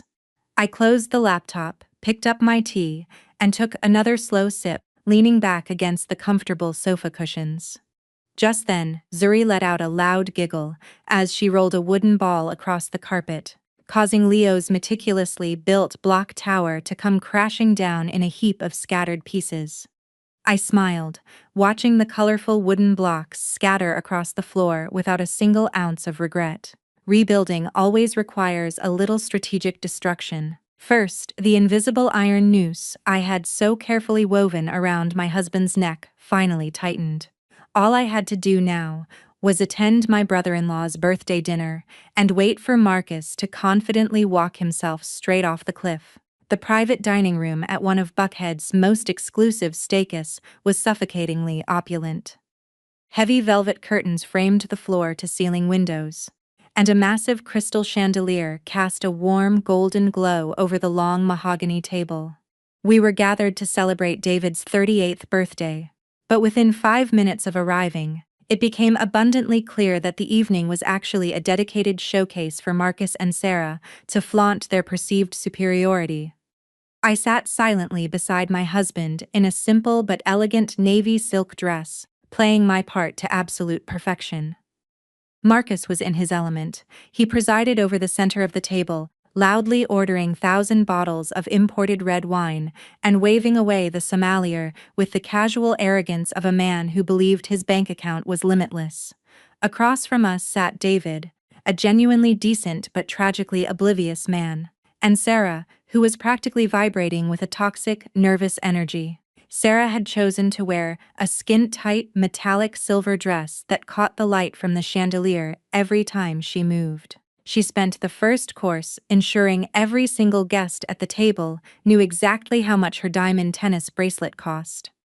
But the real performance began just as the waiters cleared our appetizer plates.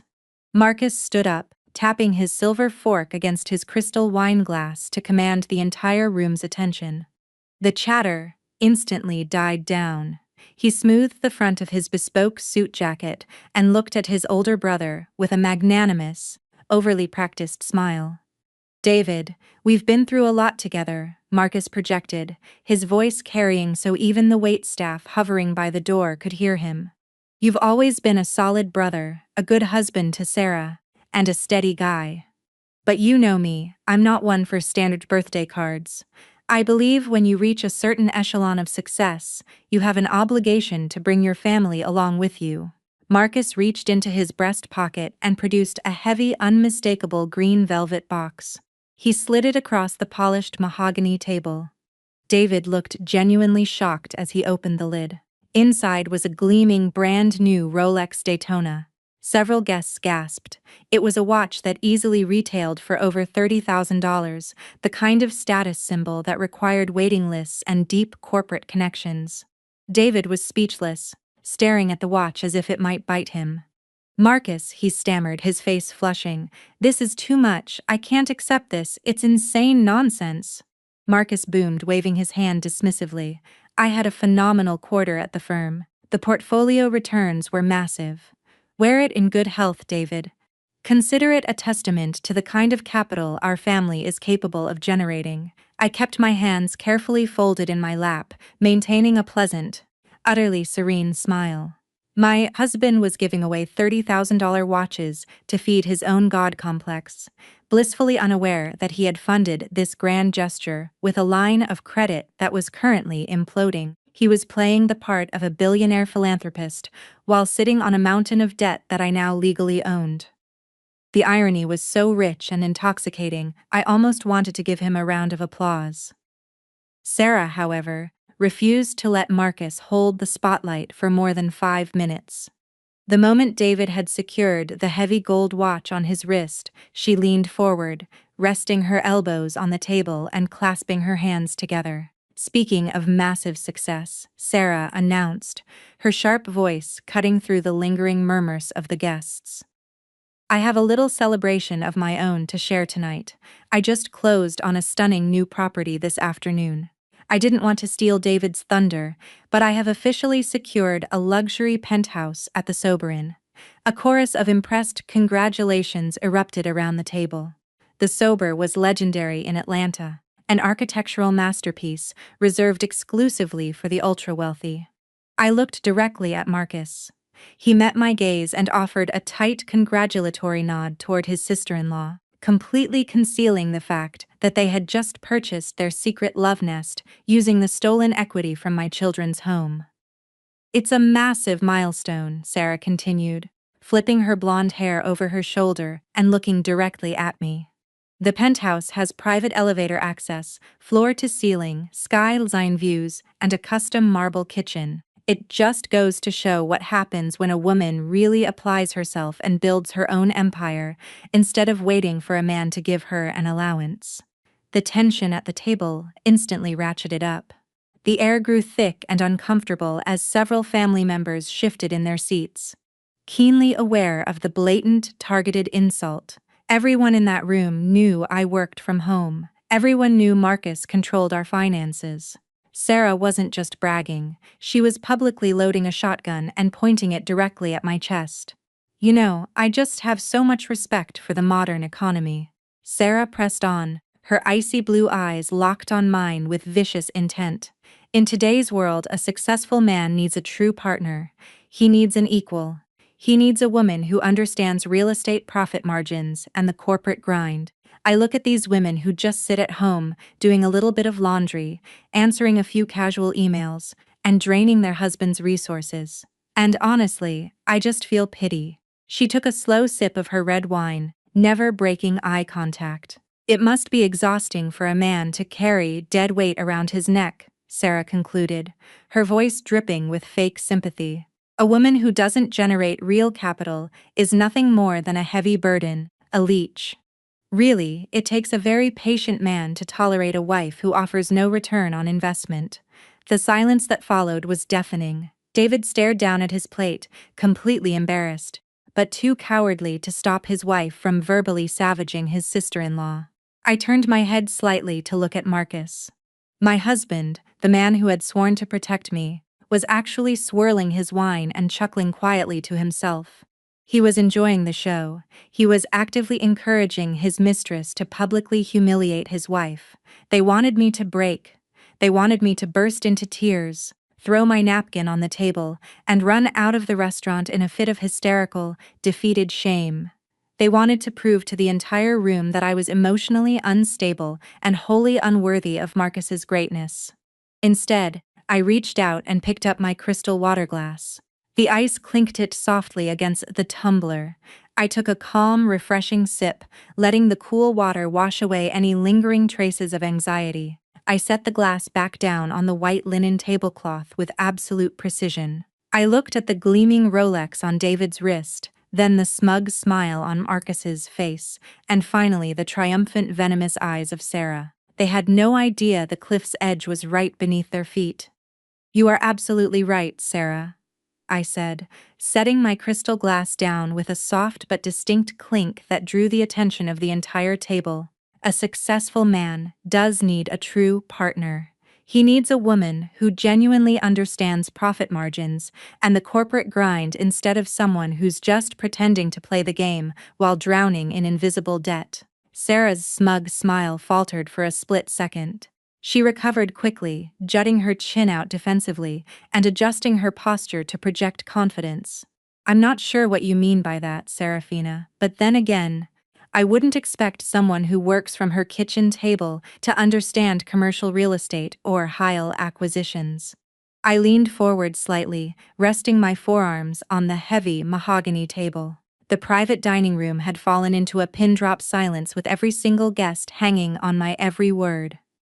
I understand quite a bit about commercial real estate, I replied, my voice soft, conversational, and completely lethal. For example, I know that purchasing a luxury penthouse at the Sovereign requires an incredibly strict financial vetting process. It's a very exclusive property. The board typically demands hard proof of liquid capital and verified income history. They frown heavily on buyers who leverage their purchases with shady high-interest secondary loans or undisclosed home equity lines of credit. It's just too risky for the partnership. A sudden acceleration clause from a primary creditor could leave a buyer completely paralyzed, facing swift foreclosure and total asset liquidation before they even get a chance to move in their designer furniture. The color rapidly drained from Sarah's face. The metallic silver of her dress suddenly looked harsh and unforgiving against her pale skin. Her mouth opened slightly, but no words came out. Her eyes darted to Marcus in pure, unadulterated panic, silently asking him if I somehow knew the truth about the $50,000 he had stolen from my house to fund her earnest money deposit. And speaking of business empires, I continued smoothly, not giving her a chance to catch her breath or formulate a lie. I've always been fascinated by boutique brokerages. Take your firm, for example. It takes an enormous amount of overhead to maintain an illusion of extreme wealth. Renting prime executive office suites in downtown Atlanta requires massive monthly cash flow. I read a fascinating industry article recently about how a lot of these flashy boutique firms actually operate on precarious month-to-month trial leases because they lack the capital to secure long-term corporate backing. One missed payment, one ethics violation clause triggered by the commercial landlord, and the whole illusion comes crashing down overnight. The eviction notices just pile up, leaving the brokers completely locked out of their own glamorous offices. Sarah's jaw literally dropped. The crystal champagne flute in her hand trembled visibly, spilling a few drops of expensive wine onto the pristine white tablecloth. She looked absolutely terrified, stripped bare of all her arrogance in a matter of seconds. I had just effortlessly summarized her entire fraudulent existence, hinting at both her impending commercial eviction and the fragile, illegal financial scheme she had cooked up with my husband. David looked completely baffled by his wife's sudden silence, glancing back and forth between us, completely blind to the reality of the situation. Marcus slammed his hand flat on the table. The sudden violent noise echoed sharply off the velvet walls, causing several guests to jump in their seats. "That's enough, Serafina," Marcus barked, his voice laced with absolute fury. His polished corporate composure completely shattered. He stood up abruptly, his chair scraping loudly against the hardwood floor. "Have you had too much wine? You're not making any sense, and you're embarrassing yourself. We're leaving now." He didn't wait for my reply or ask for my consent. He stormed around the table, grabbed my upper arm with an aggressive, bruising force, and practically dragged me out of the private dining room. I didn't resist or make a physical scene. I walked smoothly beside him, maintaining my perfect icy posture as he hauled me down the dimly lit corridor toward the private restrooms. He shoved me into a quiet alcove near a decorative marble fountain, glancing around frantically to make sure none of his colleagues or family members had followed us. His chest was heaving under his bespoke suit, his face flushed with barely contained rage. "What is wrong with you?" he hissed, pointing a rigid finger directly in my face. "Are you literally insane? You sit there and insult my brother's wife at his birthday. You start spouting absolute nonsense about real estate and corporate lease agreements like, you have any idea how the real world works? You are a stay-at-home mom who answers emails for small businesses. You know absolutely nothing about capital, asset leverage, or corporate vetting processes." I looked down at his accusing finger, then slowly met his furious gaze. I didn't shrink into the shadows. I didn't apologize or cower like the beautiful, financially dependent wife he expected me to be. "I know exactly how leverage works, Marcus," I replied, keeping my voice perfectly calm and terrifyingly even. "You are just trying to ruin the night because you're bitter and jealous," he spat, moving closer to try and physically intimidate me into silence. "Sarah is a licensed broker who closes massive deals and is making a name for herself. You are throwing a pathetic little tantrum because she correctly pointed out that you contribute nothing of real financial value to our household. You humiliated me in front of my brother and my professional colleagues. You embarrassed my family just because you can't handle the truth about your own lack of ambition." I looked at him, marveling at the sheer blinding depth of his delusion.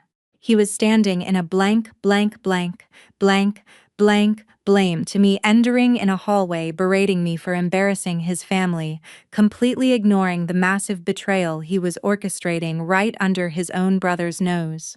He was so consumed by his own arrogance that he couldn't see the massive hole in the ice right beneath his expensive shoes.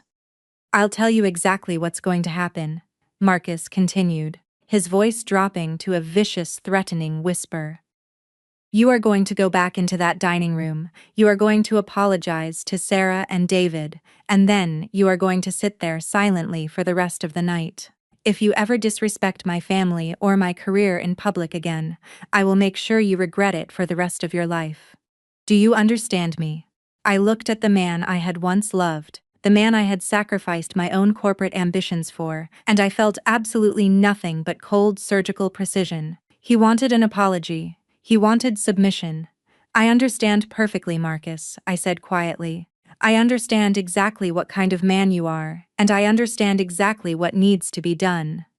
I turned and walked back down the velvet corridor with my head held high. I wasn't going to apologize. I was going to let him believe he had won this trivial hallway argument because the real destruction was already scheduled to arrive at his corporate office on Monday morning. The drive back to our gated community was shrouded in a suffocating, heavy silence. Marcus gripped the leather steering wheel so tightly, his knuckles mirrored the white lines on the highway. I sat in the passenger seat, watching the city lights blur past the window, feeling absolutely nothing for the man seething beside me. We pulled into the garage, the tires crunching against the pavement. He killed the engine, but neither of us made a move to open the door. He finally unbuckled his seatbelt, stepped out into the humid night air, and strode to the front door without waiting for me.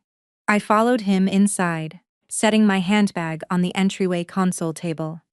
The babysitter had already put Leo and Zuri to bed and left a note on the kitchen counter. The house was perfectly silent, a serene backdrop for the execution he was about to attempt. Marcus didn't bother to take off his suit jacket. He turned to face me in the center of the grand foyer, his dark eyes completely stripped of the charismatic warmth he had shown his brother just hours before. "We're done, Serafina," he declared, his voice a flat hollow blade. "I am officially calling it. I am not spending another year of my prime tethered to a woman who actively tries to sabotage my family relationships and embarrass me in front of my peers." I stood by the staircase, resting my hand on the polished wooden banister. I didn't gasp. I didn't clutch my chest. I just waited for him to finish his rehearsed corporate termination speech. Upstairs, my children were sleeping peacefully, completely unaware that their father was standing in the foyer, eagerly dismantling our family unit just so he could finance a fantasy life with his brother's wife. "I'm initiating a formal separation," Marcus continued, pacing along the hardwood floor. "And since you clearly have no respect for the lifestyle I provide, you will no longer be allowed to enjoy it. You have exactly 3 days to pack your belongings and vacate these premises. By Monday evening, I want your keys on that countertop." 3 days, I repeated, keeping my tone perfectly neutral, letting him revel in the illusion of his absolute authority. 3 days, he confirmed, pulling his smartphone from his pocket. "And just so we're crystal clear on the new reality of your situation, I'm cutting off your access right now." He tapped the screen a few times, navigating to our banking app. "I am instantly canceling the household expense cards. You signed the postnup yesterday morning, which means you have absolutely no legal claim to my accounts, my assets, or this property. If you want to afford a moving truck, I suggest you start using whatever pennies you've saved from your little consulting hobby." He locked his phone and slid it back into his pocket, looking at me with pure, unadulterated contempt. "You brought this on yourself. You thought you could run your mouth at a high society dinner and I would just swallow it. You overplayed your hand, Serafina. Now you're going to learn how the real world works when you don't have a successful man financing your existence." He wanted me to break. He was practically vibrating with anticipation, waiting to see me shatter into a million desperate pieces. He wanted me to fall to my knees, beg for his forgiveness, and plead for a little more time so I wouldn't be homeless. He wanted to feel like a god issuing a harsh but necessary decree. I looked up at the high ceilings of the foyer, taking one slow, deep breath, and then I met his expectant face. "I understand, Marcus," I said quietly. "I'm not going to argue with you about this. If you want me gone by Monday, I'll be gone by Monday." Marcus's brow furrowed, his forehead wrinkling in deep confusion. My absolute lack of resistance disrupted his entire script. He had geared up for a massive, hysterical shouting match. But I was handing him a quiet, effortless victory. His massive ego quickly rationalized my behavior. He assumed the reality of my impending poverty had shocked me into total submission. "Good," he grunted, adjusting his collar, trying to regain his dominant posture. "Don't try to take anything that belongs to the house. I'll be checking the inventory. I'll sleep in the guest room tonight. Have your things in boxes before the weekend is over." He turned and walked up the stairs, leaving me alone in the dim light of the entryway. I heard his heavy footsteps echo down the second-floor hall, followed by the sharp final slam of the guest bedroom door. The house fell, completely silent again. I stood at the bottom of the stairs, perfectly still, letting the absolute genius of his timeline wash over me. He wanted me out by Monday, the exact same day the corporate mailroom at his financial headquarters would be signing for a certified notice of default and demand from Obsidian Holdings LLC. The exact same day his CEO would discover Marcus was facing a catastrophic foreclosure due to illicit borrowing. The exact same day Sarah's commercial landlord would be terminating her trial lease for ethical violations. I slowly walked up the stairs, my hand gliding effortlessly along the banister. I didn't go to the master bedroom to cry into my pillows. I went straight to my massive walk-in closet and pulled a large, hard-sided suitcase from the top shelf. I laid it flat on the velvet ottoman in the center of the room and popped it open with a sharp, satisfying sound. I moved methodically, pulling flawless blouses, tailored trousers, and elegant dresses from their hangers. I folded them with absolute precision, placing them neatly in the suitcase. I wasn't packing to flee to a cheap motel. I was assembling my armor for a triumphant move to a luxury penthouse suite at a 5-star downtown hotel, a suite I had already booked using the unlimited corporate expense account attached to the Elias Trust. I would take Leo and Zuri there after school on Monday, shielding them completely from the fallout. I paused for a moment, my hands resting on the edge of the open suitcase. I looked at my reflection in the full-length mirror mounted on the closet door. My face was completely serene, utterly devoid of heartbreak. A slow, chilling smile pulled at the corners of my mouth, growing wider as I imagined the absolute devastation that awaited my husband at the start of the work week. Marcus thought he had just issued an eviction notice to a dependent housewife. He didn't know he had just set the timer on his own total annihilation. I closed the suitcase, snapped the latches shut, and packaged the hotel receipts and photos into a manila envelope, scheduling a private courier to deliver it directly to David's desk on Monday morning. The weekend passed in a whirlwind of quiet, meticulous preparation. By the time Monday afternoon arrived, the air in Atlanta was thick with humidity and the electric charge of impending destruction. I pulled into our exclusive gated community, the tires of my SUV humming softly against the familiar asphalt. In the back seat, Leo and Zuri were completely engrossed in their tablets. I had already arranged for a trusted private driver to meet us at the end of the block. He was waiting to take my children to the luxury hotel suite I had prepared, shielding them completely from the explosive fallout that was about to occur. I parked the car, kissed their foreheads, and closed the doors, leaving the air conditioning running. "Mommy will be right back," I promised them with a bright, reassuring smile. I turned and walked up the long concrete path alone. Every step I took brought the devastating timeline that had started just a few days earlier full circle. The scene unfolding in front of me was exactly as I had known it would be. Sarah's pristine white Range Rover was parked haphazardly near the driveway, an arrogant declaration of her presence. Marcus was standing on our porch, his arms crossed tightly over his navy suit. Sarah was at his side, her shoulder brushing against his, clutching a thick stack of manila folders. They looked down at me from their elevated position like a pair of monarchs preparing to banish a peasant. "It's not your front porch anymore, Serafina?" Sarah sneered, her voice cutting through the quiet suburban afternoon. She flung the heavy folders forward. They hit the concrete with a loud thud, sliding to reveal the bold black lettering at the top, "Petition for Dissolution of Marriage." Marcus didn't flinch. "Sign them," he demanded coldly. "I've already filed the preliminary paperwork. My lawyer fast-tracked the process. We're done." Sarah moved to the edge of the porch, her blue eyes narrowing with undisguised contempt. "Marcus is done carrying your dead weight," she spat. "You contribute absolutely nothing to this household. Pack your bags. There's no room for a leech in this house." A normal woman would have crumbled, would have dropped to her knees on the hard concrete, and begged the man she loved to explain his sudden cruelty. But I just looked down at the scattered divorce papers, then back up at my husband and his mistress. I felt a deep, radiant warmth blooming in the center of my chest. The corners of my mouth slowly curved upward. "Okay," I said quietly. Marcus's brow furrowed, his arrogant posture faltering for a split second. The absolute lack of panic in my voice disrupted his entire script. "What's so funny?" he snapped, his tone losing its corporate edge and bleeding into genuine frustration. I threw my head back and let out a bright, ringing laugh. It was a sound of pure, unadulterated joy that startled the birds in the nearby oak tree.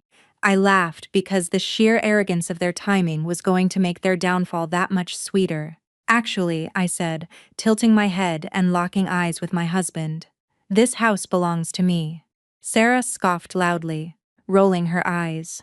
"You're having a psychotic break, Serafina. You don't own anything. Marcus made sure of that when you signed the postnup on Friday. You're literally homeless." I didn't get a chance to reply. The soft, heavy purr of a high-performance engine suddenly cut through the tense silence of the neighborhood. A sleek midnight black Maybach glided to the curb, parking directly behind Sarah's obnoxious SUV. The tinted doors opened in perfect unison. 3 individuals stepped out onto the pavement. Leading the way was Harrison Sterling, looking like the absolute embodiment of Manhattan power in a bespoke charcoal suit. At his side, 2 junior associates carried sleek, heavy leather briefcases. They strode up the driveway with absolute precision, their expensive shoes making a rhythmic clicking sound against the concrete. Marcus stared at them, his brow furrowing in deep, panicked confusion. As a senior financial executive, he recognized elite corporate power when he saw it. He knew the difference between a local family lawyer and a team of ruthless corporate litigators. He just couldn't understand why they were marching toward his front porch. Harrison stopped beside me. He offered a deeply respectful nod, completely ignoring the 2 gaping figures on the porch. "Good afternoon, Madam Director," he said smoothly, his resonant voice carrying easily through the humid air. The property transfer protocols have been successfully executed in New York. We have the final confirmation documents right here. Marcus blinked rapidly, his eyes darting from me to the imposing lawyer. Madam Director, he repeated, stepping closer to the porch railing, his voice laced with defensive irritation and a sudden creeping dread. Who are these people, Serafina? If you hired some cheap divorce lawyers to try and contest my postnub, you're wasting your time. I already told you you're cut off. I stopped smiling, the warmth drained from my face, replaced by a cold surgical precision. I stepped over the scattered divorce papers and walked directly to the base of the porch steps. I didn't hire divorce lawyers, Marcus, I said, my voice ringing with an undeniable authority. I brought my corporate acquisitions team because, as it turns out, we have some very urgent landlord-tenant matters to discuss. Sarah let out a sharp, nervous breath. Marcus gripped the wooden porch railing, his knuckles turning white. The absolute certainty in my tone had finally pierced through his massive ego. The trap had officially sprung, and I was about to show them exactly what happened when you pushed a woman into a corner and forgot to check if she was holding a loaded gun. Harrison stepped forward, popping his sleek leather briefcase open with a sharp, satisfying click. He removed a thick stack of documents bound in a heavy black folder and handed it directly to me. I took it, feeling the immense weight of their absolute destruction resting comfortably in my palms. What is this? Marcus demanded, his voice cracking slightly as his corporate bravado began to fracture. I told you, you get nothing. You're holding a notice of immediate foreclosure, I said, tossing the black folder onto the porch next to his pathetic divorce papers. It was issued by Obsidian Holdings LLC. That's the corporate entity that just purchased the primary mortgage and the $50.00 Zeno home equity line of credit you secretly took out against this property. Marcus stumbled backward as if the folder had suddenly burst into flames. How do you know about that? He whispered, all the color draining from his handsome face. I know you forged my signature to leverage the roof over your children's heads, I replied, taking a slow, deliberate step onto the first porch stair. And I know you did it to pay the earnest money on a luxury penthouse for your brother's wife. But here's the truly brilliant part, Marcus. When you so arrogantly signed that post-nuptial agreement on Friday morning, you legally separated our assets. That action triggered an automatic acceleration clause on your hidden debt. You defaulted on the loan the exact second the ink dried. Sarah lunged forward, her silver dress flashing harshly in the afternoon sun. That doesn't matter, she shrieked, her composed, superior facade shattering into 100 jagged pieces. Marcus already signed a quitclaim deed, transferring this property to SRY to settle his debts to my company. You can't foreclose on a house that's already mine. I turned my gaze on her, my expression completely devoid of pity or hesitation. Sarah, you really should consult better lawyers. You can't transfer a deed that is actively encumbered by a defaulted loan.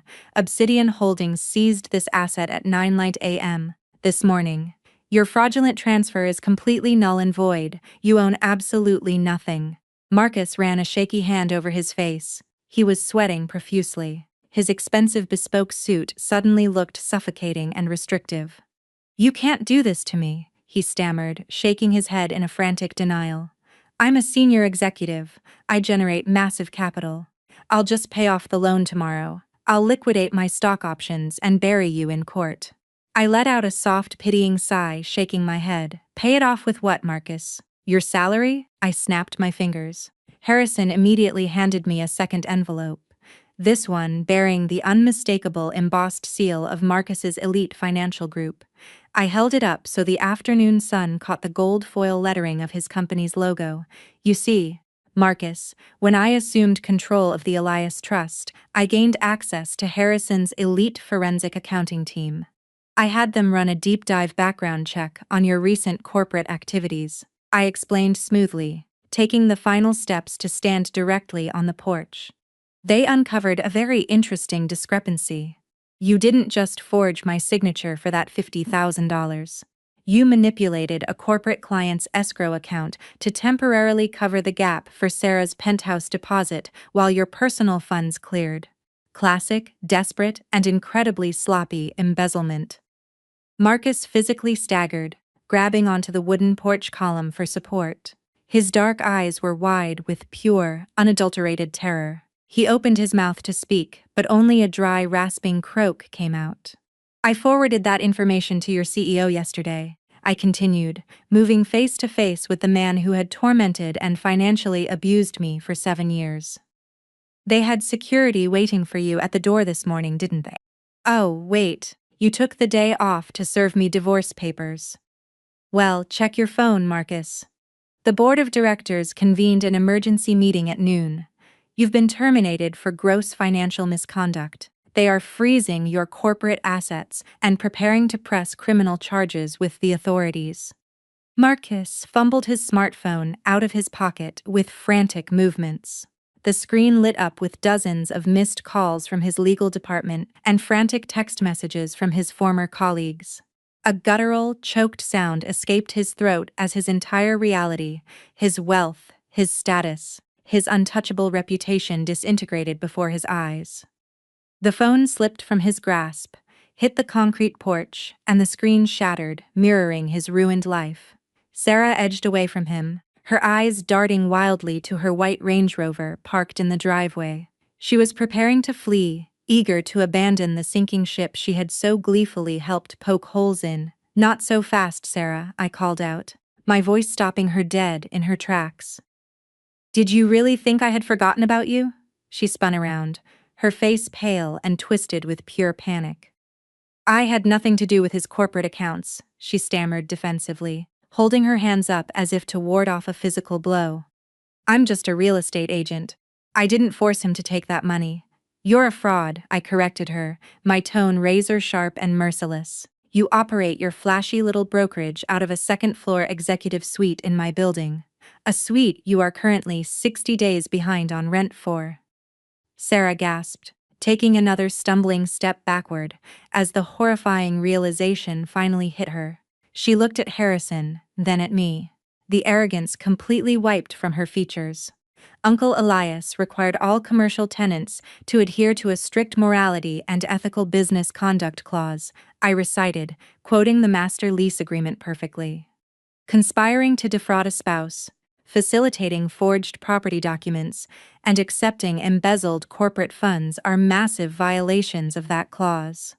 I officially terminated your month-to-month trial lease at 10 a.m. this morning. Building security has already changed the locks on your office doors and impounded your computers pending a massive fraud investigation. Sarah let out a sharp, panicked whimper. She clutched her designer Birkin bag, pressing it to her chest like a desperate shield. You can't do this. My client files are in there. My business will be ruined. I'll lose my license. Your business was an illusion, I stated flatly, crossing my arms and looking down at the scattered divorce papers at my feet. And the illusion is over. You wanted to build a glamorous life by stealing from my children. Now you're going to experience what it really feels like to be thrown out on the street with absolutely nothing. Before Sarah could even attempt to formulate another pathetic excuse, the sharp screech of tires breaking against the curb echoed across the quiet suburban street. A sleek black car pulled up directly behind Harrison Sterling's Maybach. The heavy passenger door swung open with a forceful shove. David stepped out onto the pavement. He wasn't wearing his usual relaxed, carefree smile. His posture was rigid, his jaw clenched so tightly a muscle jumped in his cheek. He looked like a man who had just survived a horrific car crash and was now looking at the driver who had intentionally cut the brakes. In his right hand, he clutched a thick manila envelope so tightly the paper was crumpling. David, Sarah gasped, her voice rising an octave as she took a desperate, trembling step toward the stairs. Honey, thank God you're here. Serafina has lost her mind. She's trying to ruin my business and Marcus is under attack. Don't say my name, David roared, his voice cracking like a whip across the lawn. Don't even look at me. Sarah froze, shrinking back against the brick porch column. Marcus swallowed hard, looking at his older brother with the wide, terrified eyes of a cornered animal. David strode directly up the concrete path, completely ignoring the team of lawyers standing in the driveway. He walked up the porch steps, stopping just inches from the two people who had betrayed him in the most unimaginable way. He didn't yell again. When he spoke, his voice was a low, lethal whisper that carried far more devastation than any shout ever could. "I received a very interesting delivery at my office a few hours ago," David said, staring directly at his brother. A courier dropped off a sealed package containing 2 years' worth of hotel receipts, text message transcripts, and photographs. I spent my entire lunch hour reading exactly how my brother and my wife have been laughing at me behind my back. With a sudden violent motion, David slammed the thick envelope directly into Marcus's chest. The seal broke. High-resolution photographs, printed email chains, and credit card statements scattered across the porch, fluttering down to mingle perfectly with the foreclosure notices and meaningless divorce papers. "David, I can explain," Marcus stammered, his corporate vocabulary failing him completely as he looked at the photographic evidence of his affair materializing at his feet. "Explain what, Marcus?" David spat, his voice trembling with deep disgust. "Explain how you slept with my wife in the same hotels we used for family vacations. Explain how you stole money from your own children to buy a penthouse so the two of you could play house. You are a coward and you are no longer my brother." David turned his piercing gaze on Sarah. Her hands were covering her mouth, silent tears of genuine panic streaming down her face, ruining her perfect makeup. "My lawyer is filing the divorce petition as we speak," David told her, his tone stripped of any remaining affection. "I've already frozen our joint accounts and contacted our condo's building manager. Your access codes have been disabled. You can retrieve your designer clothes when my attorney says you can. Until then, don't you dare contact me." David didn't wait for her reply. He turned his back on his ruined marriage and his traitorous brother, offering me a single respectful nod before walking directly back to his waiting car. The door slammed shut and the vehicle sped away, leaving an absolute suffocating silence in its wake. I stood on the porch, looking at the two wretched figures standing amidst the scattered paper debris of their shattered lives. The afternoon sun cast long, damning shadows across the concrete. In the span of a single afternoon, Marcus had lost his prestigious executive career, his luxurious home, his financial stability, and the one family member who had ever genuinely respected him. Sarah had lost her business, her fake social status, and her marriage. They had absolutely nothing left: no money, no influence, no place to hide. The utter unmitigated humiliation etched on their pale faces was the exact masterpiece of justice I had so meticulously painted, and the picture was finally complete. Time moves with an incredible brutal velocity when you're no longer carrying dead weight. The fallout from that afternoon on the porch was swift and merciless. The corporate audit at Marcus's former financial firm uncovered a massive trail of embezzled funds, forged escrow accounts, and wire fraud. I didn't even have to set foot inside the courtroom to watch him trade his immaculate custom-tailored navy suits for a standard-issue state prison jumpsuit. His arrogant, untouchable smirk vanished completely as the judge handed down a severe multi-year sentence for grand larceny and corporate fraud. He lost his wealth, his freedom, and every single ounce of his precious pride. Sarah faced an equally devastating reality. The State Real Estate Commission launched a swift investigation into her fraudulent business practices and illegal manipulation of property deeds. She was permanently stripped of her broker's license and buried under a mountain of financial penalties. David finalized a ruthless divorce, leaving her with absolutely nothing.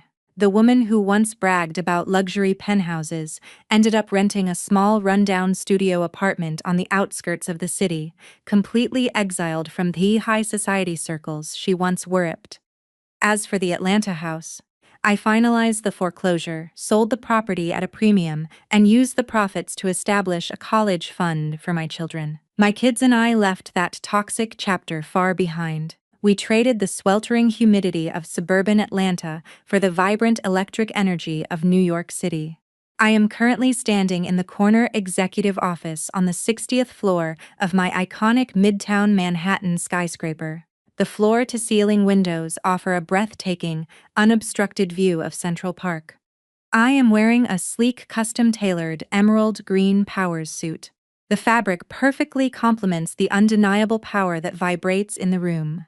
I look down at the heavy mahogany desk in front of me. Resting on the pristine leather blot is the final charter for the Elias Empowerment Initiative. It's a massive grant program specifically designed to provide elite legal counsel, emergency housing, and immediate capital to women who are trapped in financially abusive marriages. Women who were told they had no options. Women who were financially suffocated and made to feel small by men who used their bank accounts as weapons. I pick up a solid gold fountain pen, press the nib to the heavy parchment paper, and sign my name with a bold, sweeping stroke. With that single signature, I authorize a 7F figure injection of cash into the fund, ensuring that thousands of women find the same freedom I did. I set the pen down and walk slowly to the glass windows, looking out at the vast, magnificent empire I now command. My posture is completely relaxed. My spirit is deeply at peace, and my voice resonates with an absolute lethal certainty. They love to call me Leech.